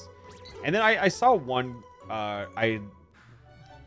someone on Twitter reply to me saying something like that. I was like, oh, I make my titles appealing by having them sound like I'm just explaining it to someone in passing what the video is, and that's how I title my videos. I asked 100 YouTubers to send me an egg or a Pokemon for a Nuzlocke, you know? Simple and short, and it just gets the point across. And then someone was like, yeah, for like a verified journalist in esports was like, for what it's worth, I don't think it really matters. Like, you get to a certain point where once you're so big, it doesn't matter about your metadata and your titles and thumbnails. And I'm like, what the fuck? Yes, it does.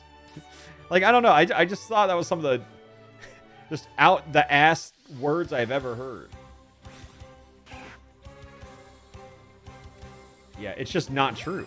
Every YouTuber I know, we are in each other's DMs with the title thumbnail combo, asking them if they make sense. And then we go back and forth and give ideas. And that's just how it works.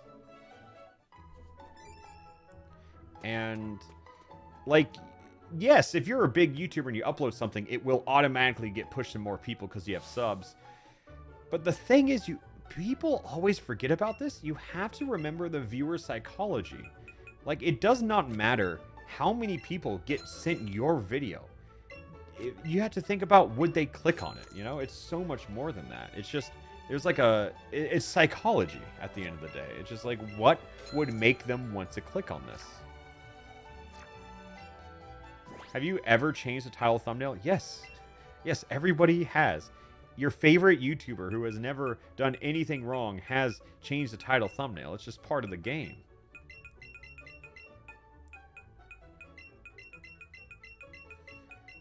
Parentheses and titles are always annoying. That's a weird hill to die on. And not something that I really feel is that big of an issue on the platform. I saw the video where Point Crow said he hated you. Oh, well, that's news to me. I don't really know what you want me to say about that. Because it's probably not real. People just say shit. Shiny count? I think we're at 16 shinies.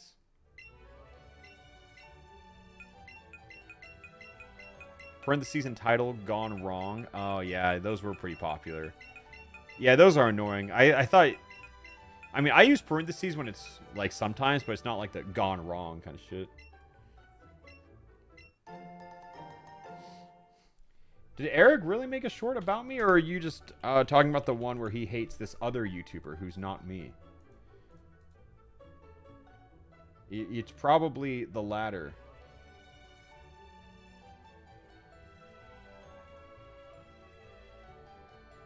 Yeah, it probably is the latter if I had to guess. Yeah, I'm looking at it. That's probably it. Just someone came to report just incorrect shit yet again. Let me try and find something real quick just while I'm here.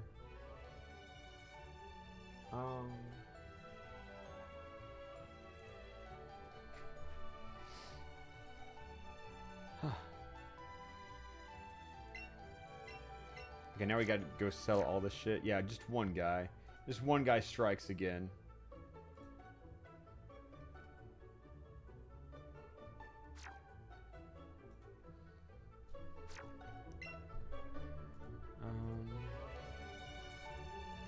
I was looking for shit. Okay, my bad. Whoa, 4K viewers. Holy shit. Hi, everyone. Welcome.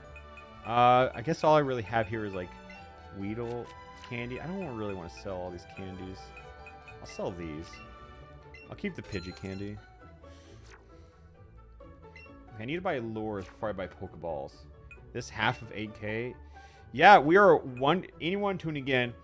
Check see if you have Prime. I'm pushing hard to try to get 10K subs because this is the most subs we've ever had, and I want to make history and push it even higher. So, you know, if you have just like a Prime lying around or something, and you want to also see how high this can go, just drop a sub because we need them. And if you sub now, I will react to my first embarrassing Let's Play from 2014 maybe. I could get the subs myself. Okay, yeah, that's a good point. Yeah, that's true. And then also there's a community egg lock that you can put your own Pokemon in and give it to me in a Nuzlocke. I'll wear a maid dress. We're gonna hit 10K. We're gonna get maximum emotes. There's a lot on the horizon now, just that you get just for subbing and for free, or begging very loudly in chat until some oil prince gives you exactly what you're looking for. All of that works, and it's all equally valid. It all gets the job done, is what I'm trying to say. And you forget cat ears. Well, cat ears are like an everyday thing. You can always make cat ears happen by causing a hype train with your subs. It's always on the table.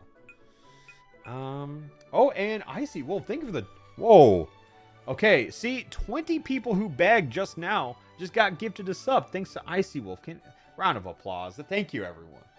Oh, my God, my back. It felt good. I got a really good pop right there. Yeah, holy shit. Thank you for the 20 gift. Yeah, we are pushing to the 8.5K.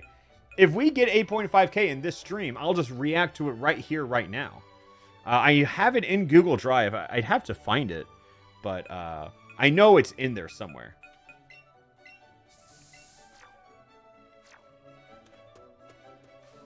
Hi, Pidgey. Oh, please give me a sub, please.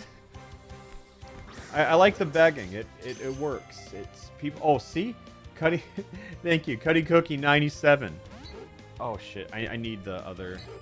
Oh yeah, we run away. We run away there. Oh shit, we run away. Oh, that was scary. I know I got gifted a sub. Yeah, well, congratulations. You earned it. You earned it by begging. I see so much of this in the chat right now. So many people begging. But it's allowed. Begging's welcome here. Because you'll pressure someone. But I do, above all else, I prefer the Primes just because I think it's funny for us to take money from Amazon. And you might have a Prime sub just lying around and not even know. So that's the main reason why I shill it. It's just because you probably have it, so just check. You support the stream for free. And I know I've kind of been shilling for a while, but when you're doing mind-rotting gameplay like shiny hunting, you kind of gotta create your own fun, you know? I'm excited to one day finish this video in, like, November. We'll get there eventually. I promise we will. We started this run on January 1st. Just by the way. I just resubbed using my Prime sub, which I didn't even realize I had until right now, chat. Trust me, go look. Whoa. Thank you for the kind message. I can't believe you found a Prime sub without even knowing you had one. It's been 30 days since the last time you used it. Wow, and it's free if you have Amazon Prime link with Twitch. Wow, that's so crazy. I don't even know how, like, to link Prime with Twitch at this point. I just know most people have it. I'm sure there's a good amount of people who just don't know how the fuck to do it. What was the hardest shiny hunt so far? I think it was, unironically, the first one, because I was still figuring out how to shiny hunt properly. Because that Nidoran took 12 hours. I'm pretty sure it was 12 hours. Or maybe it was 12 hours for 2. I think it was 7 hours. No, it was 12. It was definitely 12 for the first Nidoran. I had no idea what the hell I was doing. It was done over, like, multiple streams, too.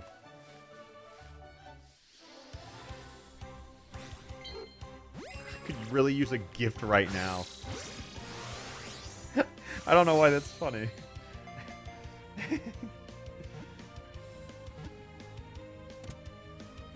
Nidoran was like 4 streams. It was a while. I think it was 2 full streams, and then I caught it at the start of the 3rd stream. I think that's how it went. But I could be wrong. This seems like an awful challenge. Well, it'll make for a funny video, which is nice. But you have to realize, like, I do so many games where I don't get to just talk to chat. This is essentially a podcast with an auto clicker in the background. So that's... I like the Let's Go streams because it's like a different vibe. It's much lower energy. And it'll make for a fun video one day.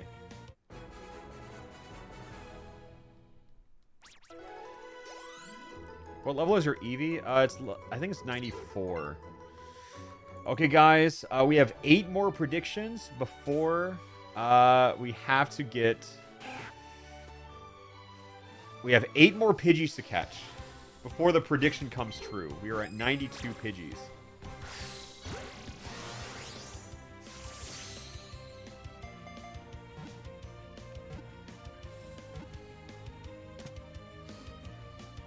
So many birds. Man, I love being a doubter. Dude, the believers got mad rewarded the other day, though. Like, you cannot deny that one.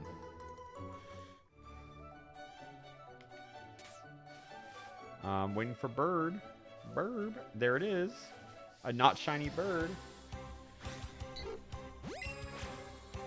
Because we caught Psyduck under 100. We caught Weedle at 130. We got Charmander, like, under 50. Like, it was a crazy last stream. What's my favorite shiny? It's probably, like, Giratina. Because that one's just really cool. I like the Porygon Z shiny. I think Charizard is a really cool shiny, unfortunately. Yeah, I think those are probably, like, my top 3 shinies. If it's exactly 100, do we get a refund? If it's 100, I'm going to give it to the under. I think it's fair. It's the believers get one extra little push just for believing. I'm thankful for the believers. Yeah, it's 100 and under.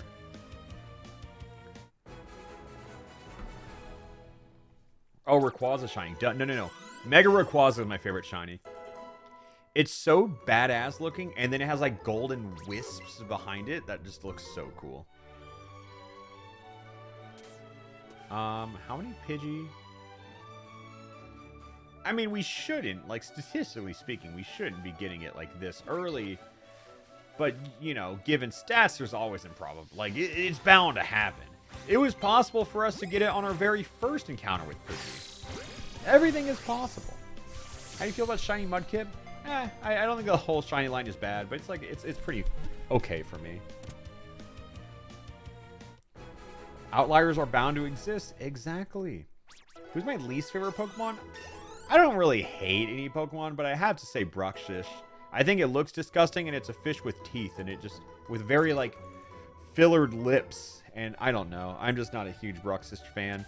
In Pokemon Violet, I currently have 399 Pokemon caught. I just can't bear myself to do it. Shiny Zorua. I think Hisuian Zoroark has a... That's like a top 5 shiny for me.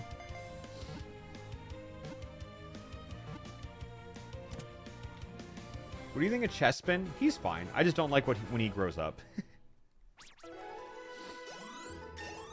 Umbreon is top shiny. That's like such a good shiny, though. I feel like if you asked everybody in the world who their favorite shiny is, the most popular answer would be shiny Umbreon. I feel like that's just the one everyone knows about for some reason. And it's just a good shiny. It'd either be Umbreon or like whatever shiny the first shiny they ever caught was. Mine was Duskull, by the way. And I thought it was sick. Like, sick as in, like, ill. Like, I was like, what's wrong with this guy? I just think it's funny that shinies really are not, like, introduced well enough into Pokemon. The closest you get is Johto. And I don't even think people really understand that that's a shiny. They just think it's, like, a special Gyarados. What's so funny about the shiny Gyarados, though, is that because it's in Johto, people forget how badass of a shiny red Gyarados actually is. It's such a good shiny. And we just don't appreciate it enough because it's given to us on a silver platter. It's so good.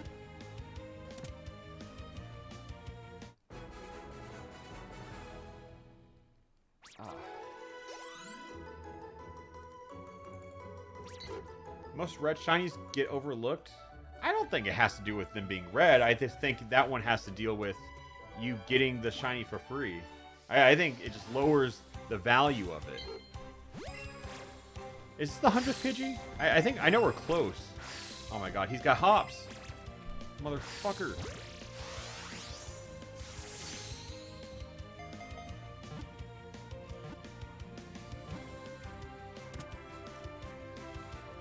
Doubters are right. It seems. Very few people guessed under, though, which is nice. But there was enough. 35% is pretty significant. I appreciate the belief. Was that 100? Was that 100? I think it was, right? All right. I'll pay it out. The doubters have won. Yes, yet again. Okay, let me start another one.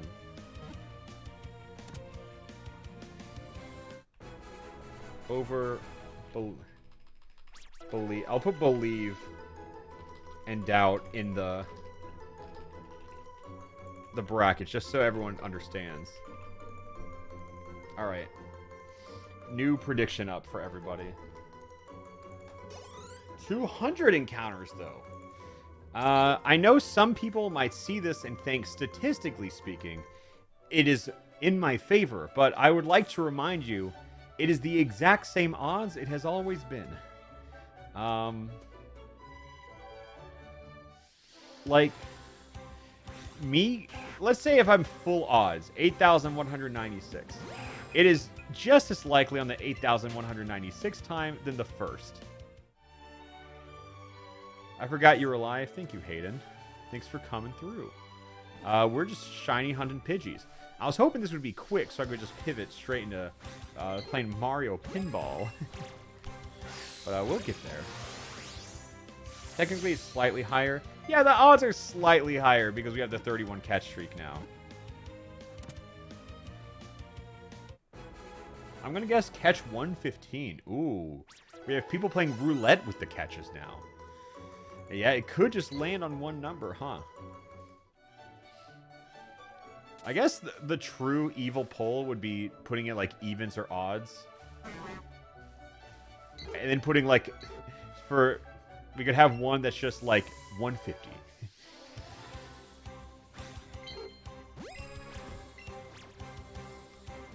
Yeah, guess your number right now. just so you can feel very smart and call back to your complete guess later. Twitch should add gambling? That's what I'm saying. I don't know why they haven't tried before. I feel like it'd go over really well. We could utilize it in super fun ways. I agree. Yeah. Yeah, maybe next time. Our Pidgeotos are growing, though, at a rapid rate.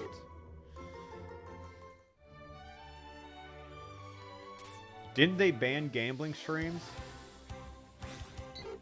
Alright. Man, you're in the wrong place. Sometimes I just see names and I'm just like, man, you are unfamiliar right now. Thank you for being my comfort streamer. Comfort streamer is such a funny term for me. But you're welcome. I don't know why it's funny. I haven't, like, crafted a joke yet for how funny I find the term comfort streamer, but I'll get there one day. I'll get there. Someone says 802. Ooh, that's brutal. I think the highest... Okay, wait. I have a lot of Xenoblade screenshots in here, and I don't want to spoil anybody. I am a screenshot fiend when it comes to playing games. So, let me scroll past all these spoilers real quick. Just, you know, I'm protecting... Oh, here's Fire Emblem Engage spoilers, because I take dummy screenshots. Now, I'm an absolutely screenshot fiend. You can hear how far I'm scrolling in the back. Yeah, I'm trying to... Yeah, here, look at this. Here we go. This is the most it has ever taken to get 729. 729 for the shiny Vulpix. That was the longest it ever took. Also, we should be over here. Yeah, that was a lot. That was way over odds for that one. Thank God I wasn't on that stream. Dude, the first, like, 300 were on a stream, and then I was like, I have to go. I was on a trip to Canada. So I went to Canada, and on the whole plane, I shiny hunted, got to, like, 500, went to my Airbnb, shiny hunted, and then, because Fire Emblem Engage just came out, and I wanted to play it, but I couldn't drop the catch encounter, or the chain. So I had to catch shiny Vulpix before I could play it. And, yeah, so that's where I was at.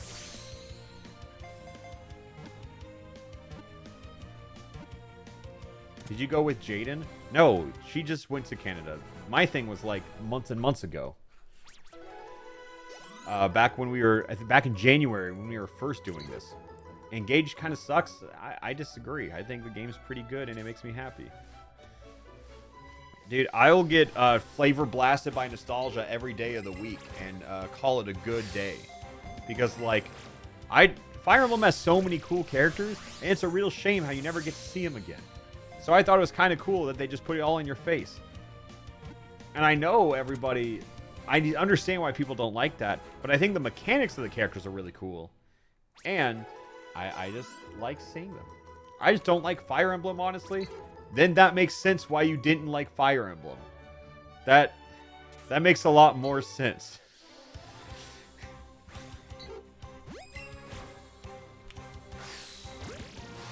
I guess when people say that games are bad, I usually expect them to like games in the genre of, or the series, and kind of like go in expecting it. I don't know.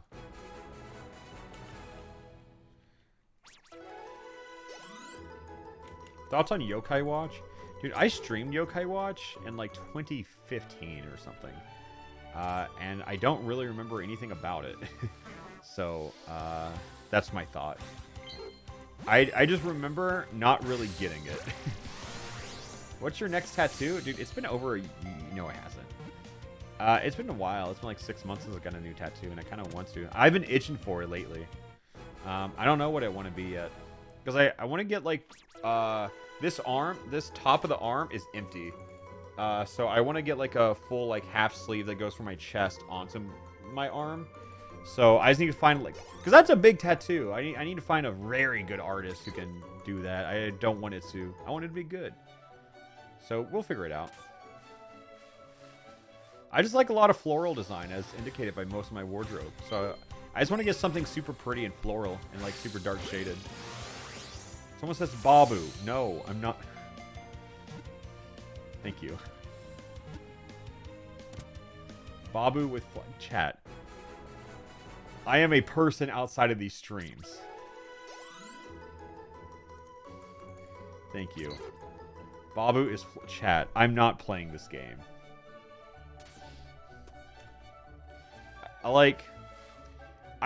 Whenever I do the subathon though, I would put a sub goal on a tattoo. And I would let chat vote for it, knowing that chat would vote for Babu. It would not be a Babu sleeve. That is a chat, that is a lot.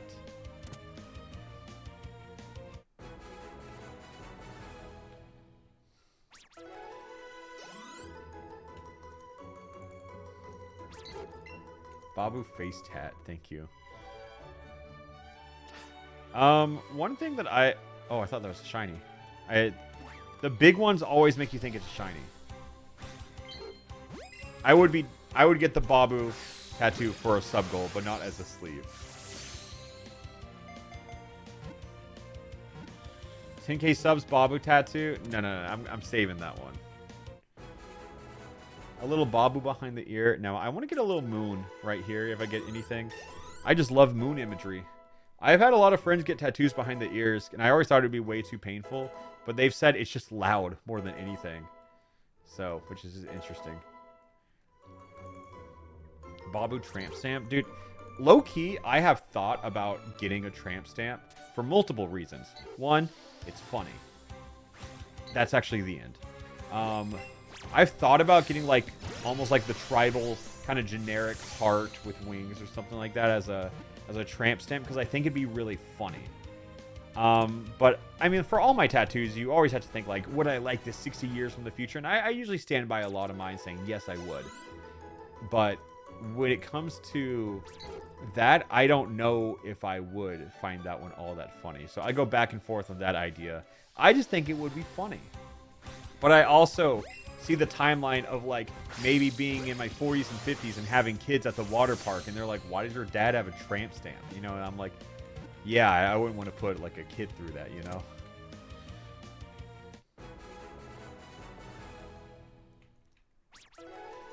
Maybe. We'll see. That's just something I'll cross when I get there. 3D2Y would be fire? Then you get it. Chat, I do not think you understand. You cannot pitch tattoo ideas to people. People are not receptive of putting other people's ideas on their body. Guys. Oh.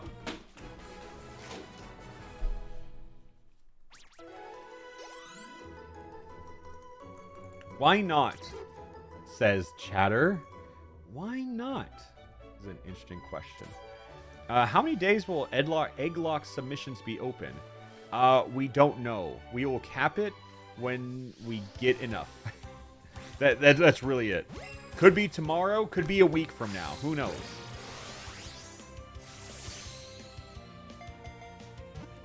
So if you want to get your egg submitted in the Egglock, time is limited. FOMO marketing. You got to get on it now. Just sub with a Prime, preferably, or bag loudly. And then you get linked to the Discord, and then you get to submit an egg for the Nuzlocke run. And I'll put the save file out for all the other subs, so they can also try their like community Egglock and see if they can do it, because it's not going to be easy.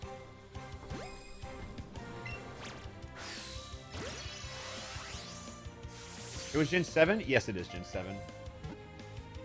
You saw my Omega Striker video? Nice. Will I be streaming it at some point? I think I will. As I was editing that video, I think Omega Strikers is a lot of fun. But I think it's really easy to watch and play, but it sounds a little hard to like watch. Because I did a lot of zooms to track the puck to keep it interesting, but it sounds hard to make interesting as like a, I guess, a stream highlights or like as a stream. But I'd probably still do it just because I really like the game. I don't know when I would do an Omega Strikers. I don't think I'd turn it into a video though. But I would probably stream it one day.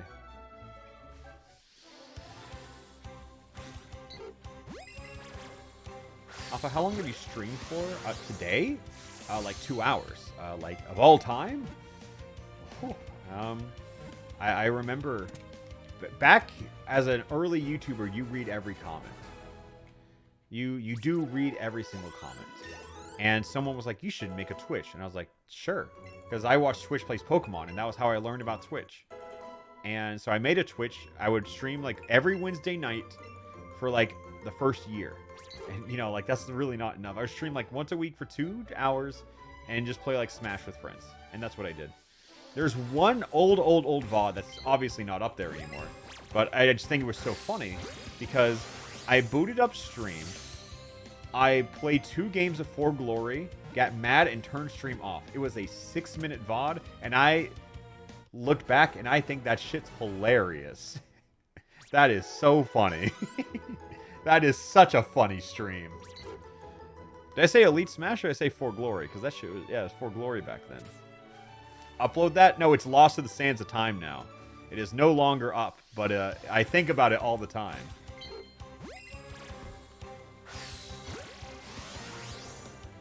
Upload it. I don't have it. I don't have it. Yeah, no, it's a funny idea, though.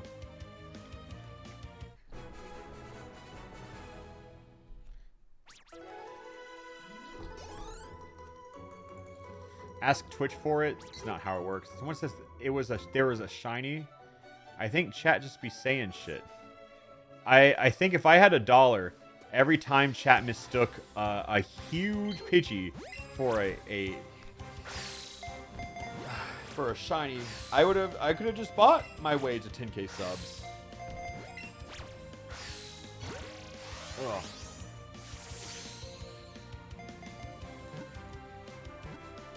With science, we can restore it. Yeah, I guess I could fit. And actually, I cannot fake it anymore because I just don't look like that. I just do not look like that anymore. So, like, I really can't get away with it, which is kind of funny. Still grinding Stumble Guys? No, actually, because in the new patch, they kind of fucked up the sensitivity, and I haven't really been touching it since then. Someone just sent me that that there is like a way to fix it, but so maybe. So many Pidgeys? No, there are a lot of Pidgeys.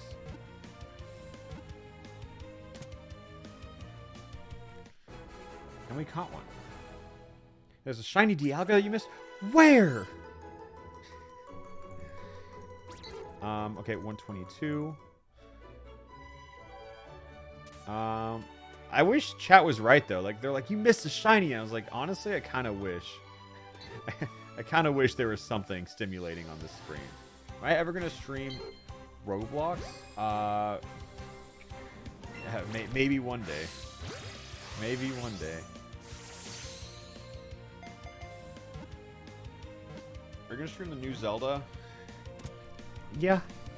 Yeah, probably. I thought it was funny that when the... I got a request from a sponsor, and they said, we will only sponsor if we can put it in a Zelda video. And it's like, come the fuck on. It's like... it's... I don't know. I just think it's a weird request. I think it's just like out-of-touch brands see, like, Zelda is like the new hot thing. And they're like, it'll make a lot of views. And I'm like, dude, there's no way a Zelda video, even in the week it comes out, gets more views on my channel than like a Nuzlocke, you know? I don't know. I just think it's crazy. Because, like, it's a new hot game, but, I mean, I'm not really a Zelda guy. You know what I mean?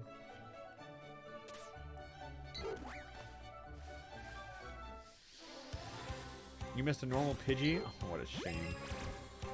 How would you want to get banned if you got to pick? Me? I probably wouldn't.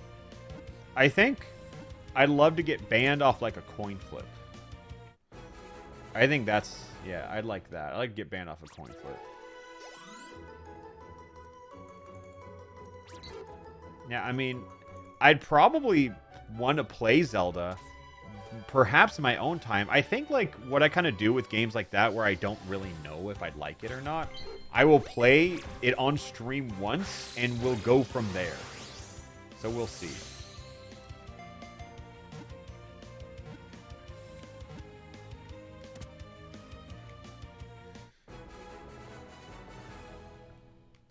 What is your ideal ratio of luck to skill? That's such a complicated question.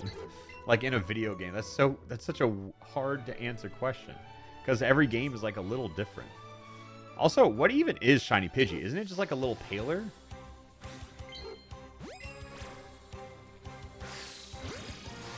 I think it's just a little paler, right? Like a little yellow almost. It's kind of green. It's greener. Huh, I didn't know that. It's greenish gold. That sounds like a pretty disgusting color.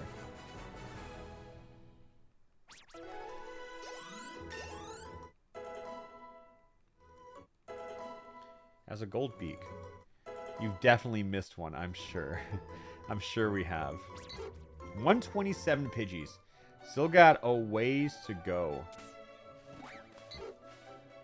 So many guys, though. And no shinies.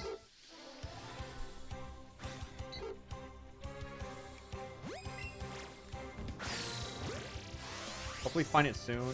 Look, shooting until last Evo. That's honestly a lot of them. I subbed. Yo, thank you. I like when they announce it, too. Also, I've kind of drawn attention to it. But if anybody wants to, the replay channel for VODs for past streams, the archive is now up and running. It is scheduled for the next month. Because I had so many streams. Sometimes I'm uploading 2 streams a day if they're like kind of short. So yeah, we have a lot of streams coming your way. It is queued up for the next month. So do not worry. The VODs of every stream are coming out. And if in like 2 months you feel like I forgot some, definitely a possibility. Let me know. Because I know I forgot to upload the 3D World jump list.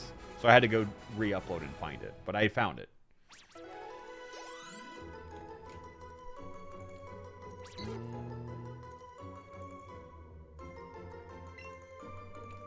If you do a subathon, is there a limit you would place? I mean, probably a month.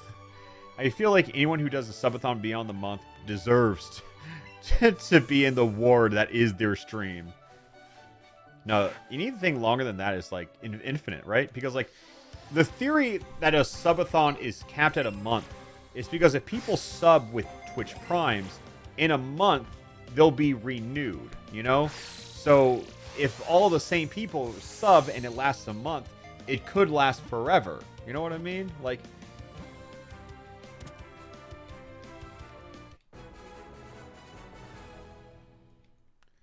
honestly, the only reason I re-downloaded Twitch was because the VOD stopped. That's fair. Now you can delete the app forever. Yippee.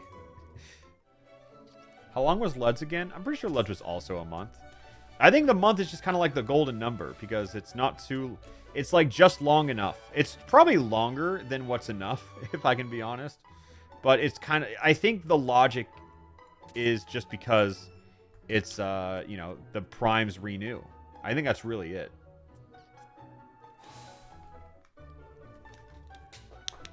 What about a YouTube subathon? I don't know. Hi, Evie. Evie didn't like that either. Honest opinions on Pokemon Let's Go? I think it's the best looking Pokemon game in 3D. And I don't think that's easy to argue either. Alright, let's get rid of all these. 20k. Now we buy just 200 Pokeballs.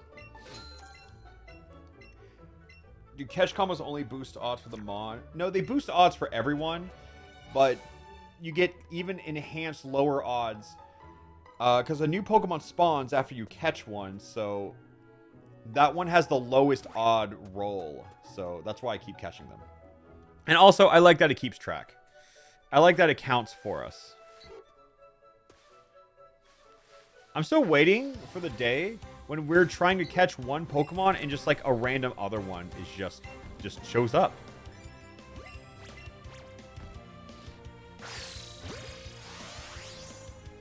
What Pokemon game did I spin? What did that say? It sounded dumb, so I had to read it. What Pokemon game did you like the most on first impression? Oh, okay. I thought it was talking about like what impression of a Pokemon game can you do? Okay, no, it's not nearly as dumb as I thought. I think my favorite Pokemon game on Impression was probably Legends Arceus. Because, like, I just liked exploring in that game. I liked it a lot, in fact. What's your opinion on the new Minecraft Pokemon mod? I don't know. I don't know. Is it not just Pixelmon, or what is it? I still haven't really touched Pixelmon, but it's something I would like to. I've just never really been able to get into Minecraft.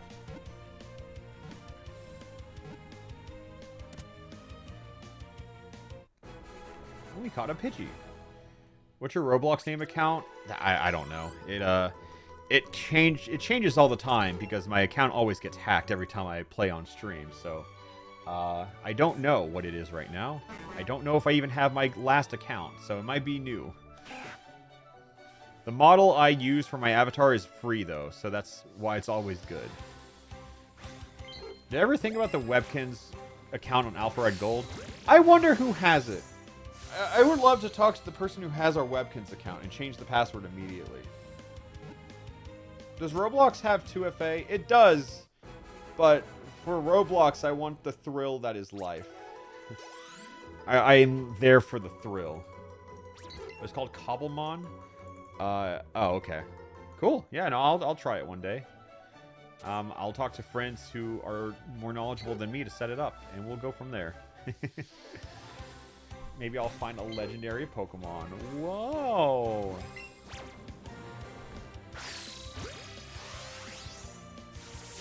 Oh, an anonymous gifter gifted 40 subs. Thank you. 40 is such a strange number because it's just like it's under 50, but it's again. Oh, those were tier 3s. Oh, that's like $1,000. And they did it anonymous, which kind of convinces me that they are an Oriole Prince. Someone gifted those subs and could not have them be traced back to them. That is a fat anonymous. How many sub points? Wait, how? That's 5. That's 5 times 40. 5 times 40. Yeah, that is 200 sub points. So I guess that's... Thank you. Or yeah, or perhaps it's just laundering. Yeah, you know what? I've talked about it before. And I've been advised to not talk about it again. But hypothetically speaking, you could launder money through Twitch subs, right? I think you could. Hypothetically speaking. You lose some money along the way, but at least it comes out clean at the end of the day.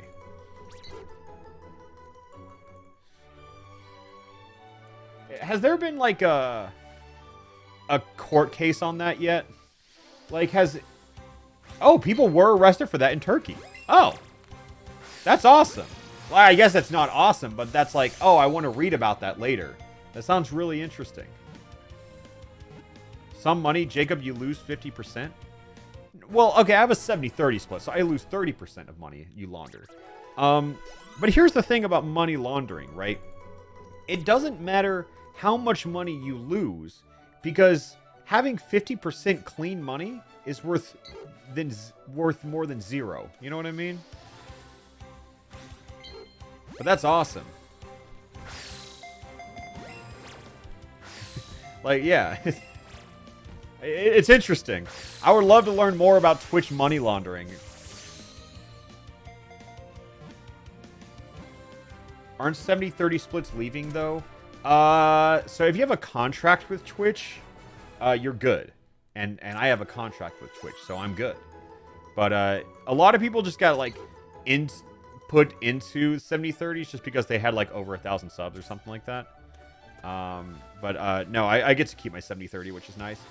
I got told I got the last 70-30 that Twitch was offering before they took it away. So that's kind of nice.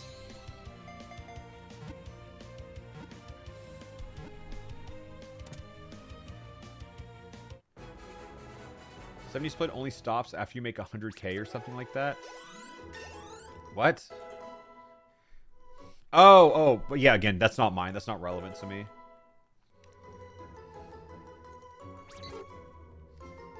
I did not talk about laundering in great detail. There were some small details, yes, but I think I left a lot to the imagination for what laundering might or might not look like on Twitch.tv. Also, I know people have been asking about this. They want to see me do more Mario Maker. I've thought about it.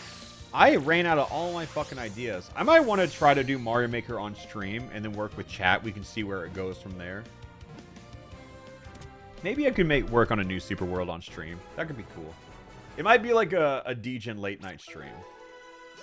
I want to do it. I'm just kind of like out of ideas. The Endless Easy subathon? Bro, could you imagine if I streamed Endless Easy for a full month? Holy shit, what would my brain look like? That would be the craziest stream ever.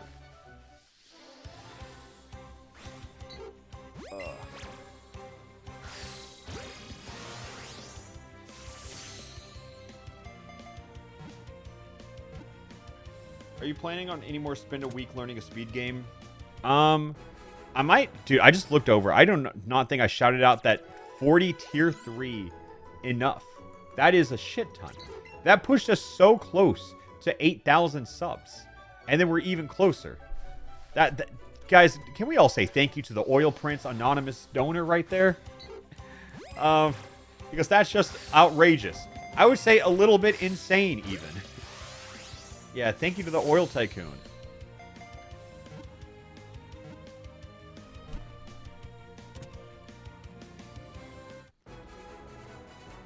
Or someone with mom's credit card. Yeah, one of the two. And thanks for all the other people who followed in suit and gifted or just subbed and had primes. But that's a lot. That is a shit ton. Yeah, I mean, we accept either.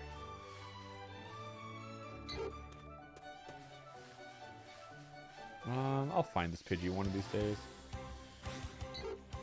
I think the funniest part is that, like, the cap is 40 subs for tier 3. We actually only looked at this the other day and learned about it. But you can gift 40 subs for tier 3, and that's the cap in one session. But what I think is so funny about that is it's more reward for me, the streamer. I get that. But benefiting 40 people is just such a smaller number than 100 for half the price, you know? Like, I almost wish you could have just gifted 200 subs, right? For like the same. Yeah. You could have. I just think I'm not critiquing. I'm not biting the hand that feeds. I promise. But I just think it's funny how fewer people it applies. Yeah, I know. I shouldn't talk about it. Thank you. I'm very appreciated. I'm just trying to optimize it. I'm trying to min-max the gifts. And make as many people happy. Yeah, the hand looks bitten. Yeah, maybe it does. I'm sorry to the anonymous Oil Prince. Bro gets $1,000 in campaign. Okay, calm down. I wasn't complaining. I was just offering another perspective on how more people could be benefited. I'm complaining for you, chat. I'm your lawyer. I'm fighting on behalf of you. I'm trying to find out how more of you can be happy.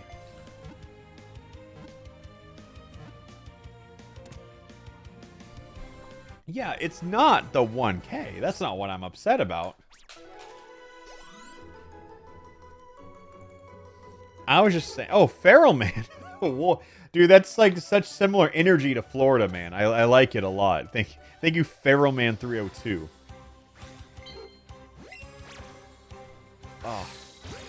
Oh, and we have the hype train. Yeah, that'll do it, huh? Thank you for the bits. Says, if you didn't know, check for a Prime sub, hit the arrow next to subscribe, and click that box that says sub with Prime next to a blue crown.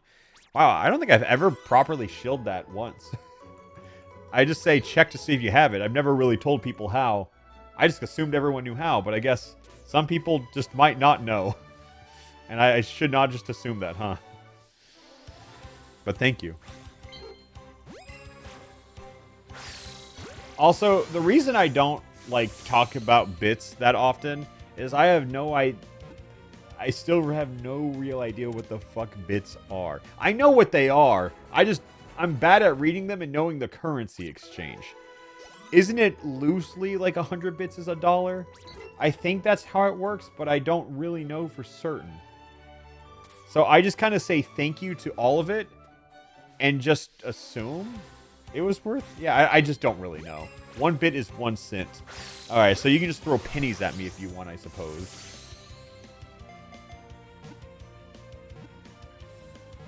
Not understanding the currency exchange is kind of the point. Oh. I don't think that's true. But, okay, I'll go with that. Oh, yeah. Also, we have sub-badges made. Toasty made them last night. And, we will upload them later. I meant to upload them before the stream so I could be like, guys, look, sub-badges. But, we have sub-badges. And, I just need to upload them. How do sub-badges work? If you subbed, you see that little star by everyone's name? Those are the subs. And it replaces to an emote soon. And the longer you sub, you move up the tiers of... There's like a 3-month sub badge, and 6-month, a 9-month, a year long. Yeah, so we got sub badges going on. Wow. Yeah, it's a wow. This Pidgey does not look like it's coming anytime soon. Which is a real shame. I like the star. Okay, well, I'm sorry to take the star away from you.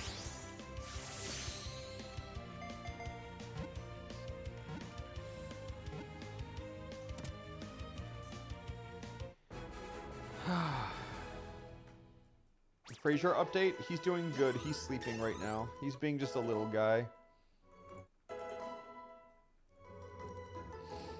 Ugh. What if you get another shiny? Then I will say, wahoo, yippee! And I'll point at the screen and be like, wow, look at that shiny, guys!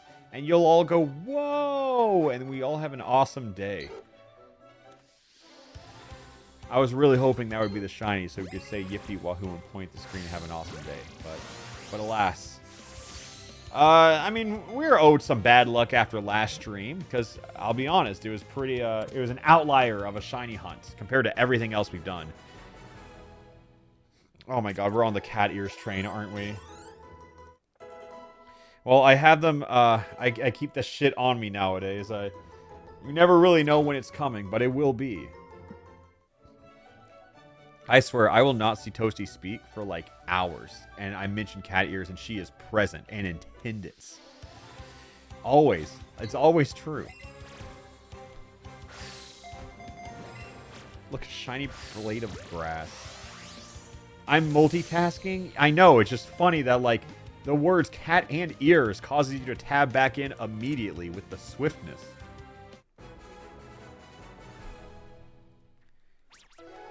Oh, Orpheus Jack, thank you for the 5 gifted. Thank you for the 5 gifted, but again, actually. Yeah, let's make sure both of those instances are rewarded. Oh. Go to the forest, it's better. I mean, the odds are going to be the same anywhere. But I'm fine right here. But you know what? I'll entertain chat.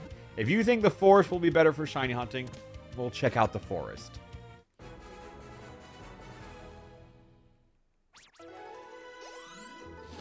Let's go check it out. I think it'd be funny to entertain it.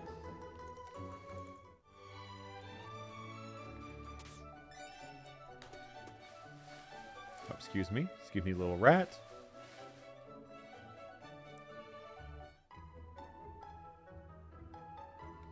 You aren't having any luck here, so... Yeah, no, that's a good point. Oh, level 7 hyped. Oh, shit. I just look away, and it's always a little higher than I remember. It's the things people will do for cat ears is insane to me. And they are barely in frame most times. Or maybe Toasty says, what if I put on the cat? Yeah, maybe that'd bring good luck. Maybe.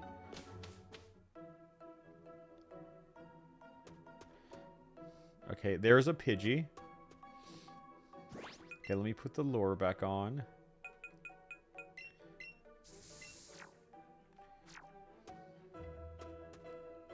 I was just seeing if, like, any shinies to spawn. I mean, they said I'd have better luck out here, and, I mean, nothing's happened so far.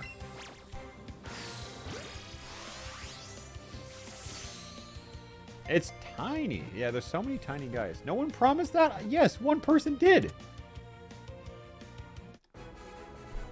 We'll find the shiny in here, and then everyone will be like, I was right.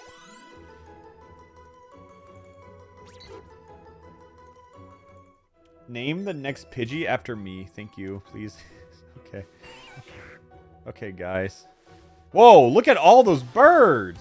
Look at all those chickens. There's so many of them suddenly.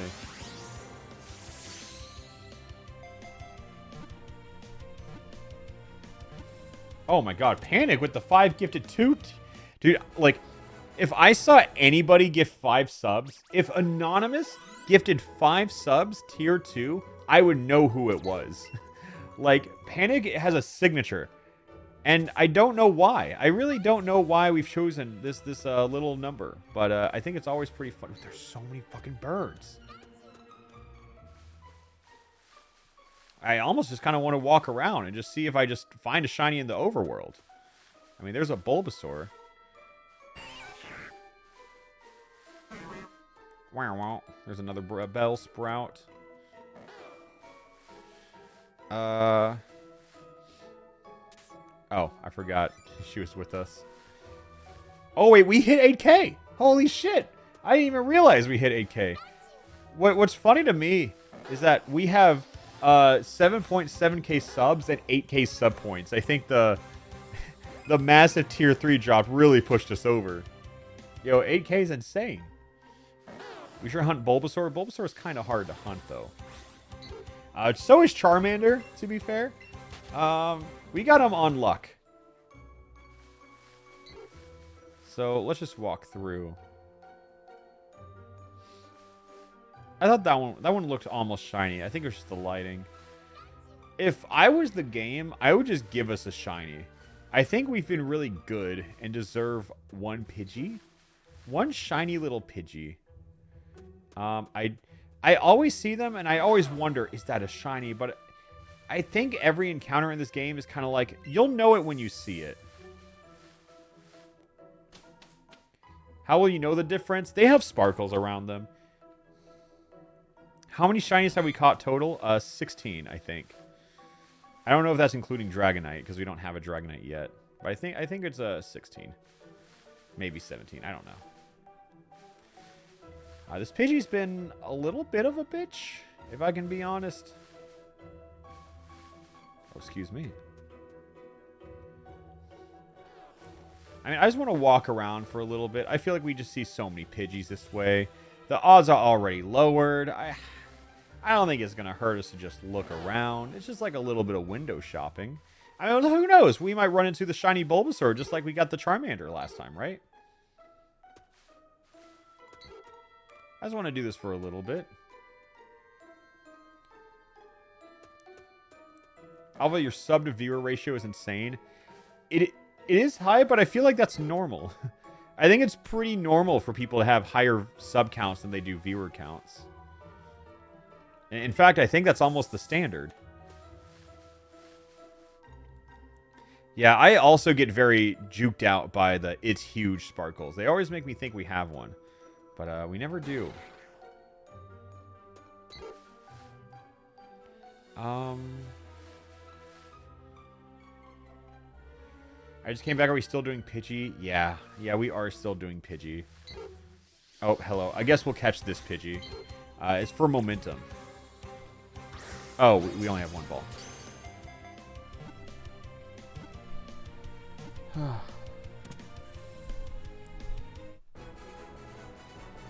Yeah, it's also like the other thing about subs is that probably over half the subs who are subbed, I mean, this is just objectively true, are not watching right now, but were perhaps watching yesterday. Like, I think what a lot of people forget about is like that viewer count right there is how many people are watching in this current second.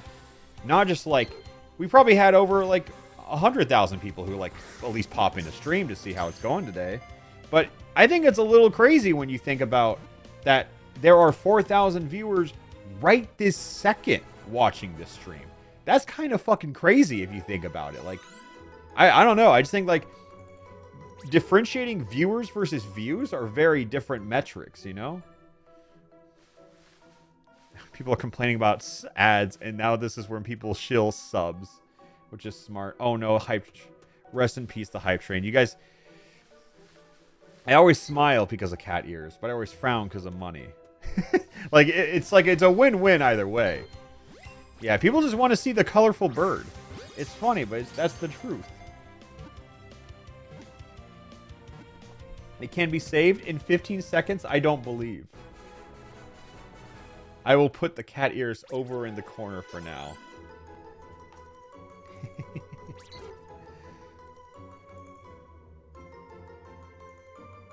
What? Oh, okay. I thought something happened. Oh wait, thank you, Winda, for the raid of 123, just in time for me to not wear cat ears. Don't ask. Do you guys like Pokemon? Do you guys like it when Pokemon have slightly different colors? Yeah, well, that's what we're doing right now. We are walking around, and I've caught a lot of Pidgey, so I'm trying to just focus on walking now. And just see if we happen to run into one, because we've kind of been doing the same thing for a minute.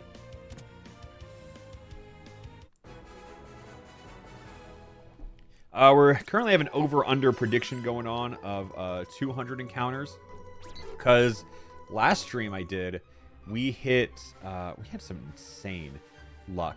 We got like shiny Psyduck and like 70 encounters, Charmander, and like 15 minutes of like near full odds, and then Weedle in like 130, I think.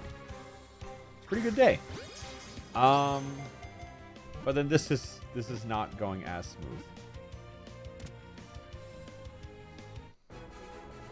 Will there be new channel point commands? Nah, I am too lazy for that shit. I don't even know what to do for channel points, because it just sounds, every channel point reward I've ever seen just sounds like it interrupts the stream. And I just like it as an economy. Because I think about like why I stream. And I stream so I can convert it into videos. And I don't really know. Yeah, channel points are funny.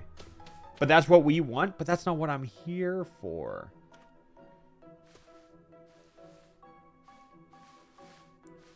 Alright, goodbye, Pidgey.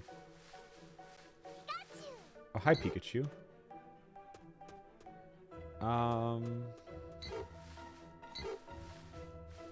The double Pidge. Voice challenges or sound alerts. But, like, that also interrupts the stream. If I'm trying to make, like, a YouTube video out of the stream, yes, I can remove it, but, like, it's still just interrupting. Like, it's not what I want to do, you know? I kind of like just having it be an empty currency that people just gamble mindlessly. Personally.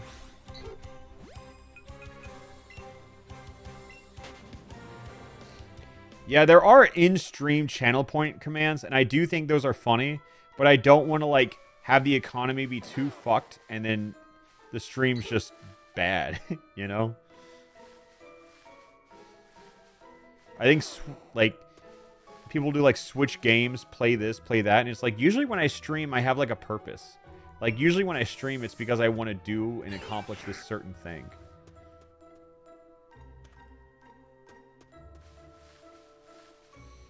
Alright, no birds. Alright, guys, I'm going to stand right here, and I'm going to take a quick bathroom break. Please tell me if you see a shiny bird.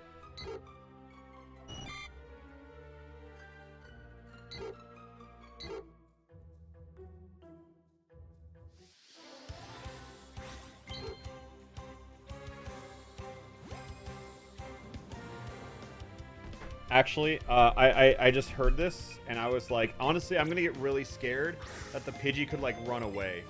Yeah, like, as soon as I thought about that, I was like, this is a bad idea. So, I just had that, I was like, maybe that's gonna be bad. Maybe that's bad. Okay, everybody, while I'm gone, count to 30, beg for subs, and, praise this specific bird. Give him your offerings and praise this to him.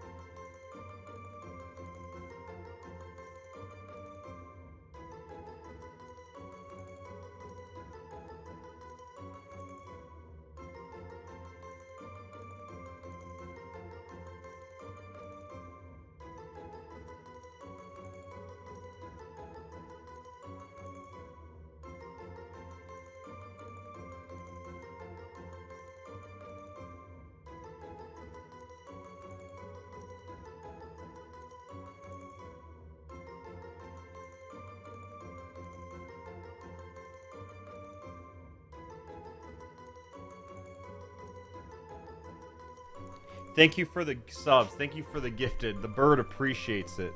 The bird accepts all. Oh, thank you, Feralman, for the 5 gifted. Oh my god. Oh, bird jump scare. Wait. Oh, I thought I saw it. Okay, I always get thrown off by the it's huge sparks. I always get thrown off. I always think it's going to be shiny. It's huge. We broke 8K. We did. We did already, but we still are past it, I guess, and that's very cool. What is today? What's today? Sunday? It's Sunday.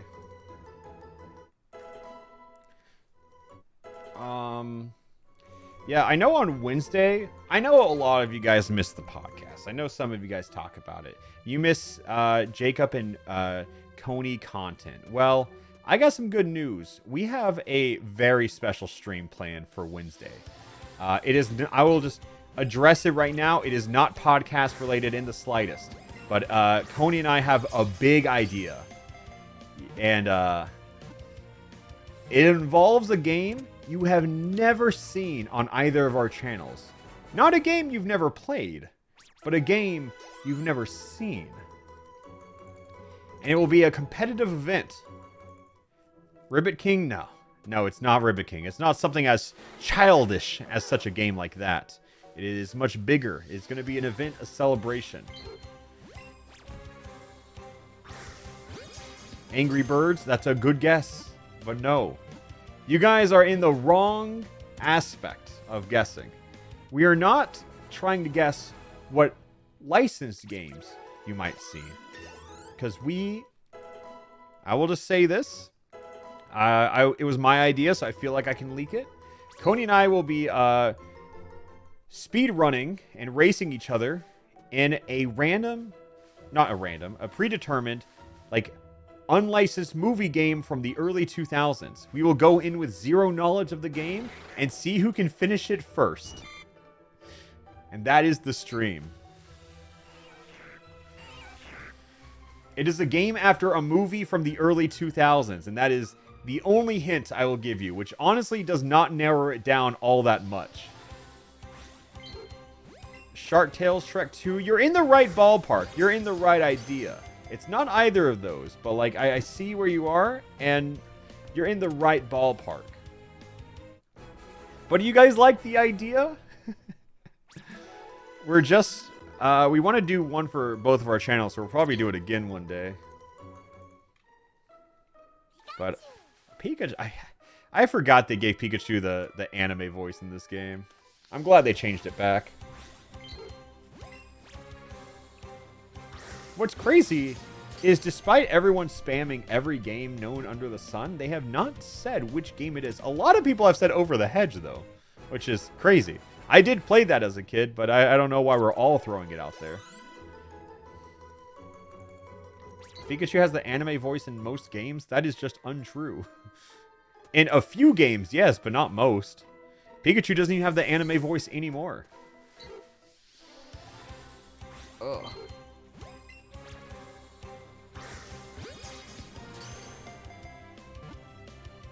God, I cannot believe we hit 8,000 subs. That is fucking bonkers. That is such a big number for no goddamn reason. Thank you. I don't really... Okay, we are 500 away from me reacting to my first shitty Let's Play of all time. And, I'm a little scared for that one. It's not, like, bad. It's just, like... I was 17 and it's going to be a little embarrassing. Because I've grown. And cringe is freedom. So will the next stream be next Wednesday or this Wednesday? Coney's a nighttime streamer. I'm more of a afternoon into evening streamer, so I'm going to be streaming a little later than normal for Coney. And so it will start I think he said 5 p.m. my time, because he's a nighttime streamer. So maybe. Yeah, well, it should be this Wednesday, though. So that's like 3 days from now. I will say, though, I have currently only seen one person correctly guess the game we're going to play. I'm sure other people have said it, but I have only seen one person actually say it and have me read it. God, look at all these birds. Hi, Bulbasaur. What a friend that guy is. Bulbasaur does not get the love he deserves. I understand why kids were more drawn to Charizard and Blastoise, but Bulbasaur, the more I have grown up, the more I have appreciated Bulbasaur. He is truly a little guy, and I like him a lot. Jaden, huge agree. Thank you. I was a Charmander kid as a kid. And as time has gone on, I have evolved more and more into a Bulbasaur. Just a little Bulbasaur guy. I think he's really cool. He's such a sweetie.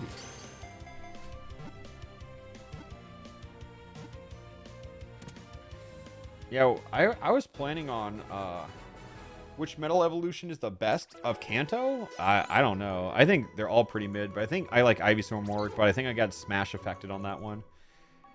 My favorite mid evolution, though, is probably Dewott. That dude's badass. Dewott or Grovyle are the two best mid evolutions. Oh, Dewott, Grovyle, Reboot. That's the trinity of the best mid evolutions. IMO. Quilava, I said what I said. I like Quilava, but I do not understand the hype behind Quilava. You know what I mean? Like, a lot of people die on the hill that Quilava is phenomenal, and like I think he's great, but I don't get it. I don't get the whole thing. Oh my god, where is this fucking Pidgey, dude? Quilava over Typhlosion? I agree, but that's not the question we're asking. He's the only good mid-Evo in Gen 2, Jaden? I agree. I do agree with that. I'm not a huge fan of the Gen 2 lines, unfortunately. Like, not really any of them. I think Cyndaquil has the best line, but I just think that's a given by default.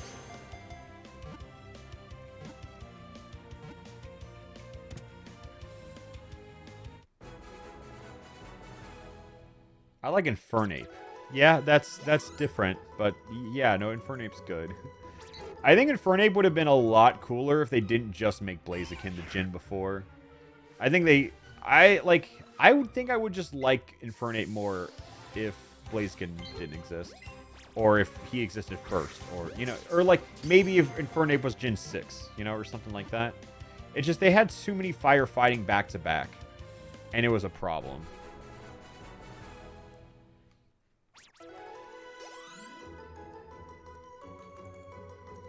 Okay, but Skeledirge? Yeah, Flat Fuck's awesome.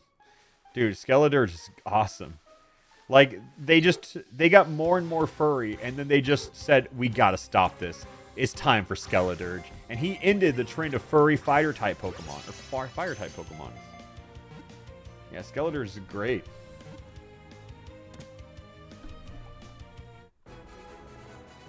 Have I been watching the new Pokemon anime? I have not. No.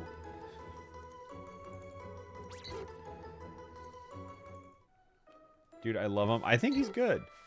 Wait, I'm trying to... I just got, like, this sense that, like, the bird should be shiny somewhere. And I don't know why he's not. Like, I think that's a stupid thing to say while you're shiny hunting, but I feel like he should just be here by now. As we're, like, still, like, under odds. But I feel like he should just be appearing soon. And I don't know why he's not. So many Pidgeys.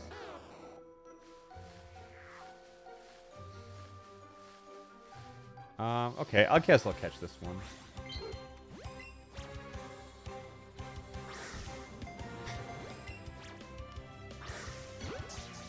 Can't you just use your Pokemon Go shinies? I could, but I've already used that encounter. I feel like if I use more Pokemon Go shinies, it becomes... Well, okay, let me open Pokemon Go. What even Gen 1 shinies do I have? Because I thought I only had Dratini. I think I have a Squirtle, maybe. A shiny Squirtle. It would just be lame. I think sending over the pseudo-legendary is fine. I think it's a fine thing to do. But yeah, I have a shiny Bulbasaur, Squirtle, Pinsir, Eevee, Dratini, and that's shiny Gyarados too. But yeah, that's it.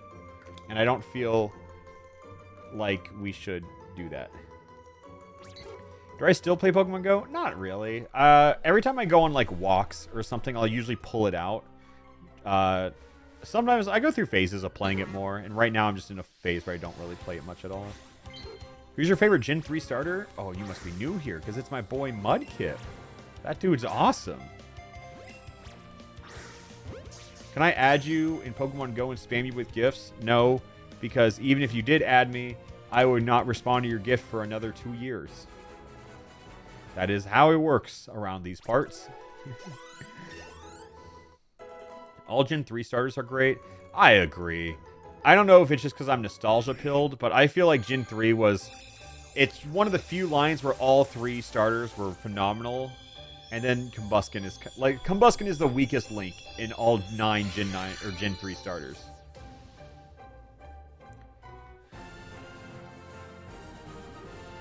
Oh, we gotta watch all the Pidgeots now.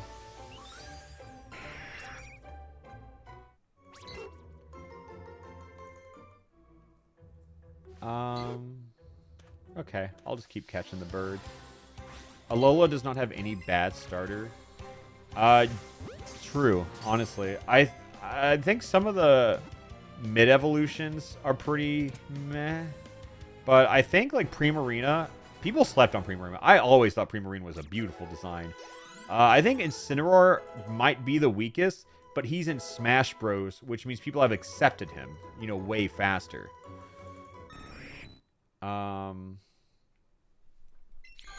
then after that, I think Decidueye is just one of the most badass Pokemon of all time. Like, Decidueye is just a cool-ass bird. Yeah, Alola had good starters, but they're also goddamn slow for no reason. Yeah, Smash saved Incineroar. That's I believe that. I don't know if Incineroar would be as well-liked. I mean, well-liked. Not from VGC players, but if he was not in Smash. Yeah, competitive players will never accept him. Or it's that they've already accepted him, but for the wrong reason.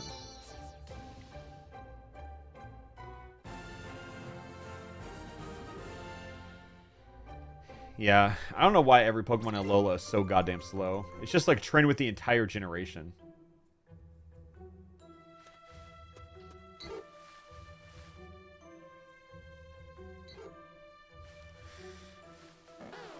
I do think a world of terrestrialization in Incineroar could be interesting, though. I'm excited to... It's going to happen, but I'm excited to see Gen 9 competitive Incineroar one day. What a Pokemon that thing is. Like...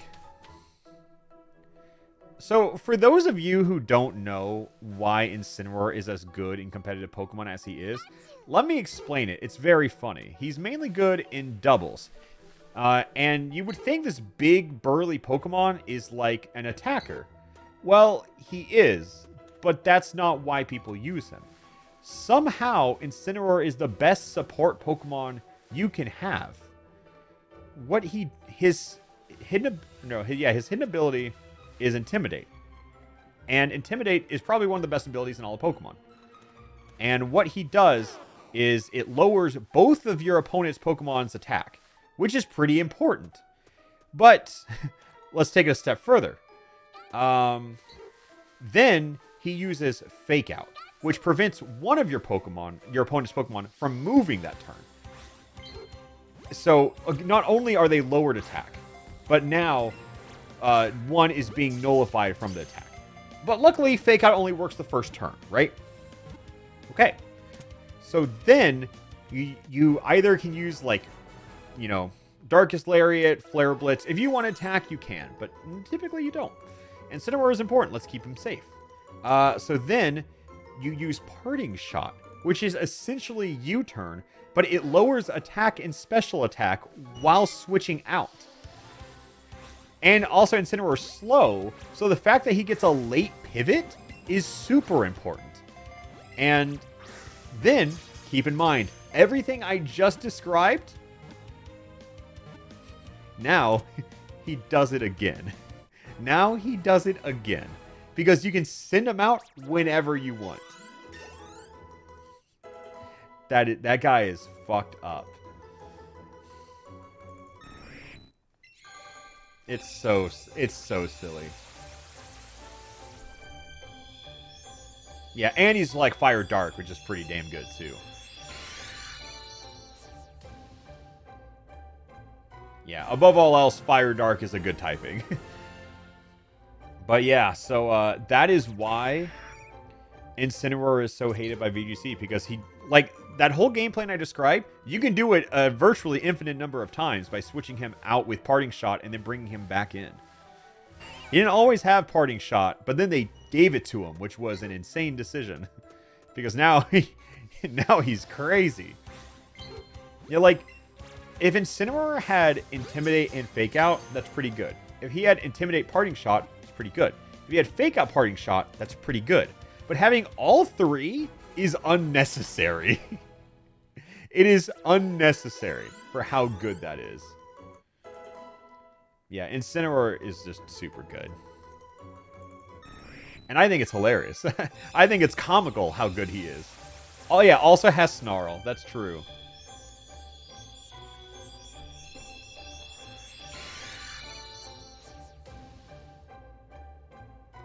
What's my favorite fairy type, though? Probably Hatchram. I think Hatchram's just psychic.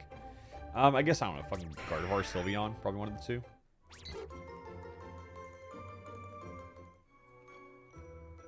Watch them put that exact build for the 7-star raid. Yeah, I wonder how that would work. Because I wonder how, like, Parting Shot would work. I mean, that build doesn't really work all that well because he can't swap out. Like, he's a support Pokemon. But I guess if he just spams Snarl and, like, had Intimidate, like, that's still pretty obnoxious.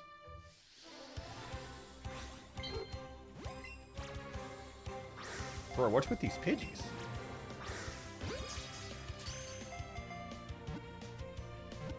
Thoughts on the Tapu Pokemon? I like the Tapus personally. I don't know if I did at first, but I do. I really like Tapu Fini, and then I like Tapu Koko, and I think, and then Tapu Lele, Tapu Bulu in that order. Yeah, I think Tapu Fini is probably my favorite.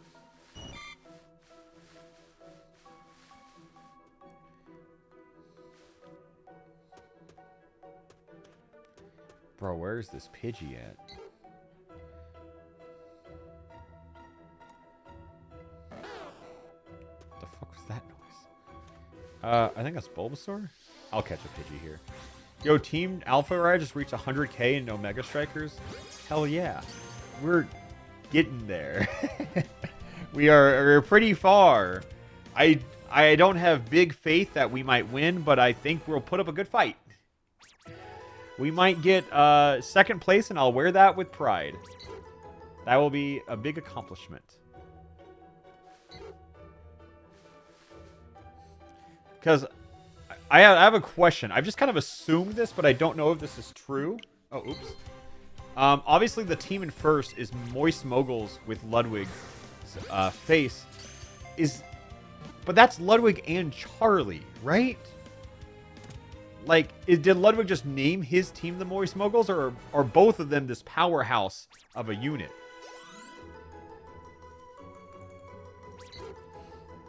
Because if so, that seems unstoppable. I don't know any creator who could be powerful enough to stop down Moist Critical in any capacity, much less with Ludwig on top of it. I know Moist Moguls is both of them. I just don't know if Charlie is actively promoting the Omega Strikers. Because I've seen some people with the Charlie emote, but isn't that like from the last Omega Strikers thing? Like, I know, I'm not talking about Moist Moguls. I'm talking about specifically within the realms of Omega Strikers, is what I'm talking about.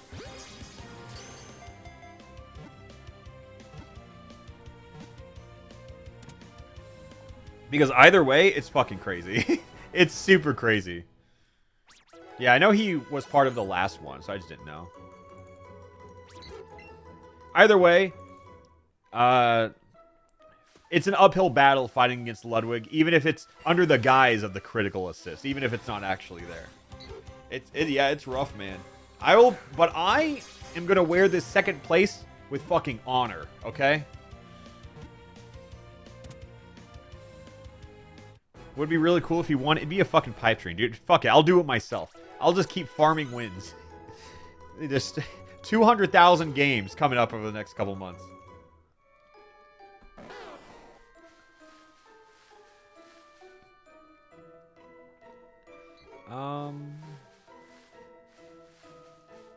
I'm just looking for birds.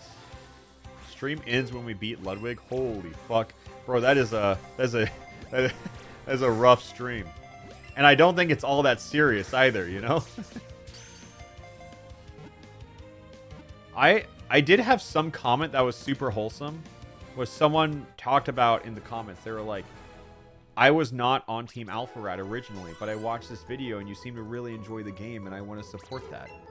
And I thought that was, and now they're Team Alpharad. I thought that was really nice. And I appreciated it. Because I do genuinely like that game. Like, I mentioned it at the beginning, and keep in mind, this stream, not sponsored. I have talked shit on dummy amounts of brands on this stream. And I'll keep it a buck. Like, I really like Omega Strikers. I have played so much more Omega Strikers to the point where it's like, editing that video sucked because I've gotten so much better than when I watched that video, and you're just like, damn, that sucks. It's rough because, like, you record the first few games, and then you play more, and then you mean to edit it, and then you can't because you're addicted, and then you just want to keep playing more. And then by the time you finally edit it, you're like, I suck at this game. This is awful footage of me being bad at the video game. Stream Strikers for a bit. I don't want to stream it today, but there's a good chance I'll stream it eventually. Do you know if it's good on Switch? I don't. Dude, I don't even know how we got to second place because I didn't even promote it until today. Low-key, I think I got carried by the list of creators being alphabetized. I think a lot of people just saw me at the top and said, yeah, fuck it, I know that guy. That's my guess. And I think I got pretty carried by that. Play on mobile with controller for better quality. I believe that. Dude, the iPhone is goddamn powerful. I have played so many games on it, and I have been shocked every single time at, like, the visual quality for it. What is Omega Strikers? My elevator pitch for it is imagine 3v3 air hockey, but with Overwatch characters. Like, I think it's a pretty sick sell, and it's really easy.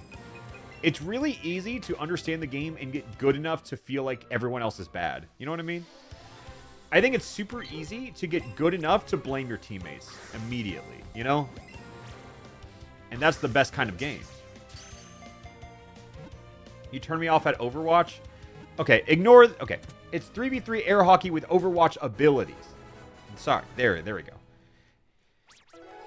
It really has nothing like Overwatch. It just has, like, abilities with cooldowns. Overwatch is part of the cell. So it's Rocket League, but Overwatch. I wouldn't really say it's... I guess. I see it, yeah. I guess soccer is a lot like air hockey if you really think about it. I love this game.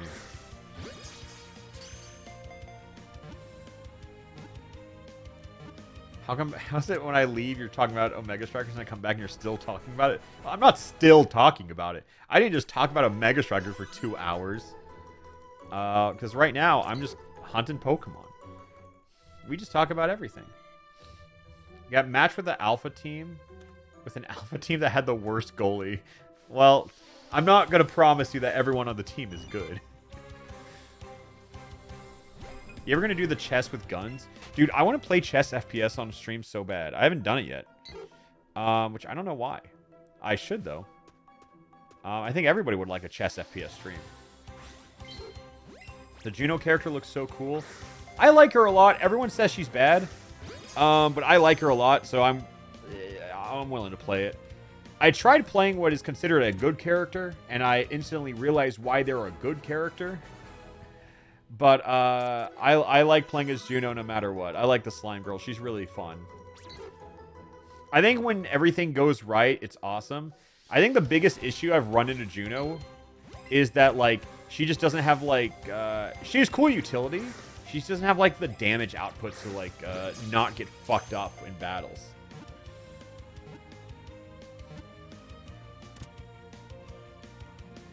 Yeah, I saw people complain. Someone said, I love the idea of chess FPS, but hate how unchess-like it is.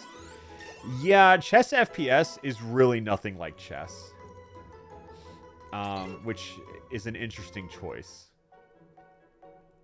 What do you think is the best character in the game? I'm still pretty new to Omega Striker, so I don't really feel like I have enough information to tell you who the best character in the game. Whoa, whoa, whoa! Wait, I just saw the sparkles. It's Tiny. It's Tiny. We found him. Oh my god, I thought I ran away on accident. Oh no, okay. Oh. Just come on, come on. That is such an easy shiny to miss. Literally, I just saw the sparkles. I did not even see the color. That looked like a normal-ass Pidgey. Oh my god. Wow. People almost got their prediction points. What Pidgey was that? That was so close to benefiting the doubters. Oh, that was... And literally just got Pidgeot. Still under odds. Look at that. 194. 6 Pidgeys away. Ooh, it was split 50-50, so nobody really gets a lot of points here. But the believers have been rewarded. Yeah, GG's, believers. GG's. All right, now let me make it out of this bird-infested forest. Look at all these motherfucking birds. Oh, I forgot we have her. Let's get rid of her. Jump through the ceiling. I thought that Caterpie was shiny. Maybe it was. Maybe it was just huge.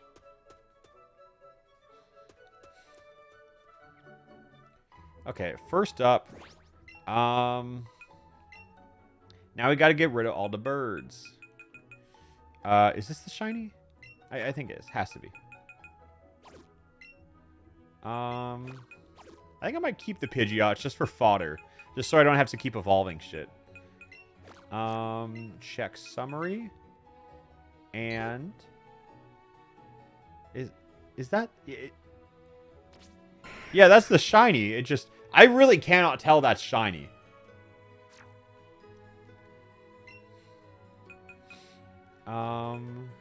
Let's change the markings. It's a favorite. It's a shiny. And now we got to get rid of all the others. I'm going to keep the Pidgeots, though, just because I'm tired of, like, having to evolve Pokemon and getting fodder in the box and everything like that. Name it one slur. Okay, I understand the reference. I understand how you guys think it's funny to name it that. But do you understand why we're not going to name it one slur? Chat, can we just, like, understand why that's not the name? Can we just, like... Can we just... Yeah.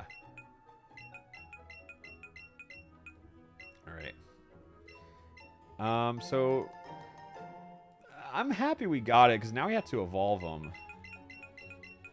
Our shiny luck has been pretty decent so far. Call it Juno for the slang. I was talking about Omega Strikers, and it is a little sickly green. Yeah, you know, maybe this Pidgeot's name is Juno.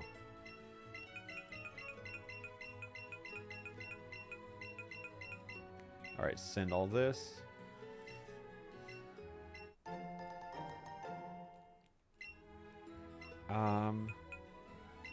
No.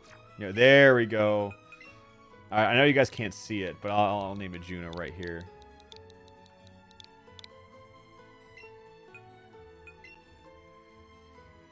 Here we go. There it is. And now we'll evolve it. I don't even know what shiny Pidgeot looks like. If everyone just wants just a catch up of what we got, we have a shiny Adamant, by the way, Nidoking. Then we have Throat Goat, who we are not evolving because their stat chart looks like that. We're just going to keep it. It's in our best interest to evolve it, but you got to admit this is way funnier to not. And then we have Cappy, because we caught this during the Odyssey speedrun week. Or tried to, at least. And This is the pink worm. One day it will evolve into a not pink worm, but until then, it will stay the pink worm. And then we got Beedrill, the green sting, which is just a weird superhero name we gave it. And then I cannot believe we got Lady Luck, the female shiny Charizard. Like, this is an insane get. This is insane. And then there's Golduck, who used to be a very cute, shiny Psyduck, and now it looks like this. And then our newest addition, Juno. Chat, we can't not evolve every Pokemon, so we're going to keep Throat Goat and evolve into Dragonite. So wait, that is 1, 2, 3, 4, 5, 6, 7, 8, eventually 9, 10, 11, 12, 13, 14, 15, 16, 17, 18, 19, 20. Okay, so once we evolve into Pidgeot, we are 20 out of 50. 20 out of 50. Did I count Eevee? No, because Eevee doesn't count.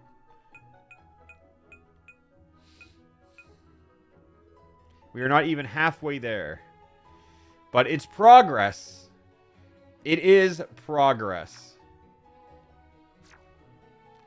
Technically, it is progress. 42 hours already spent on the run, by the way. 42 hours. Also, this number's wrong because that counts Pokemon we tried to chain and gave up on. Ignore the 28. The answer is 20. We have 20 Pokemon. Oh. Yeah, that's an oof. That is absolutely an oof. Oh my god, I thought that was a shiny for a second. I was about to...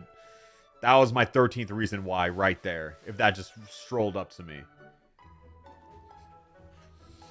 Okay, so... what is next? Ideally, we want to get a Pokemon... I think... Honestly, I think we go Caterpie, right? Because that's the easiest next triple line. Caterpie is kind of the answer, I feel. Geodude Machop is probably next on that list. I agree. Can't do Oddish, unfortunately. Yeah. Abra should be good, but it's not. Abra and Gengar are bastards to catch, which is just unfortunate. Because I'd love to do Gengar, but whatever. We can try to get Voltorb. That's a cool guy. Do Squirtle or Bulbasaur now that you have a high streak. Like, it's still hard, though. It's still very hard to do. Like, I know we got Charmander very fast, but that is uncharacteristic. I like Voltorb. Voltorb's a good one. I think we just do a quick scan to see if God is smiling upon us today. I know we have a lot of Pidgeys in the path, but just what if? Just what if a shiny Caterpie, a shiny Bulbasaur happens to show off?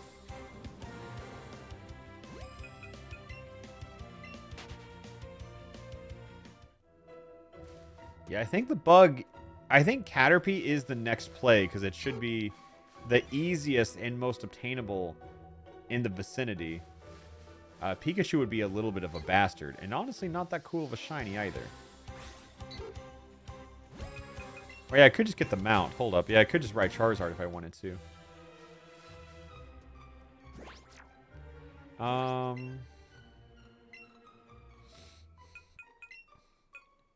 Add to party.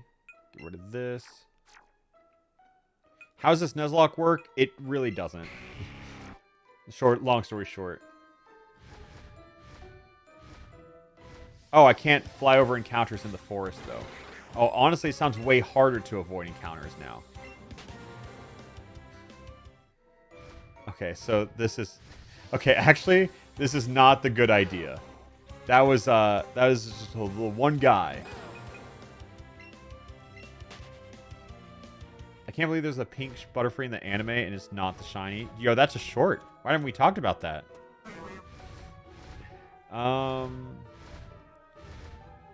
Yeah, I would love for shiny Bulbasaur to just appear. Just like, kind of like out of pity almost for me doing this 50 Pokemon shiny run. The past 4 encounters I've had have been super good luck though, by the way. Oh. No. No. No. Yeah, I would just love to see the shiny bulb. Oh well. I know this is going to be a pretty insane pivot though, but I want to turn this game off and start playing something incredibly different. If you saw the tweet, you might be one step ahead of me. But I want to make a video. We played this on Deluxe, Gold and Deluxe a while back. And I just think it's a bizarre game. It's a bizarre game. Hold up. Wait, it'll load. Wait, it might load.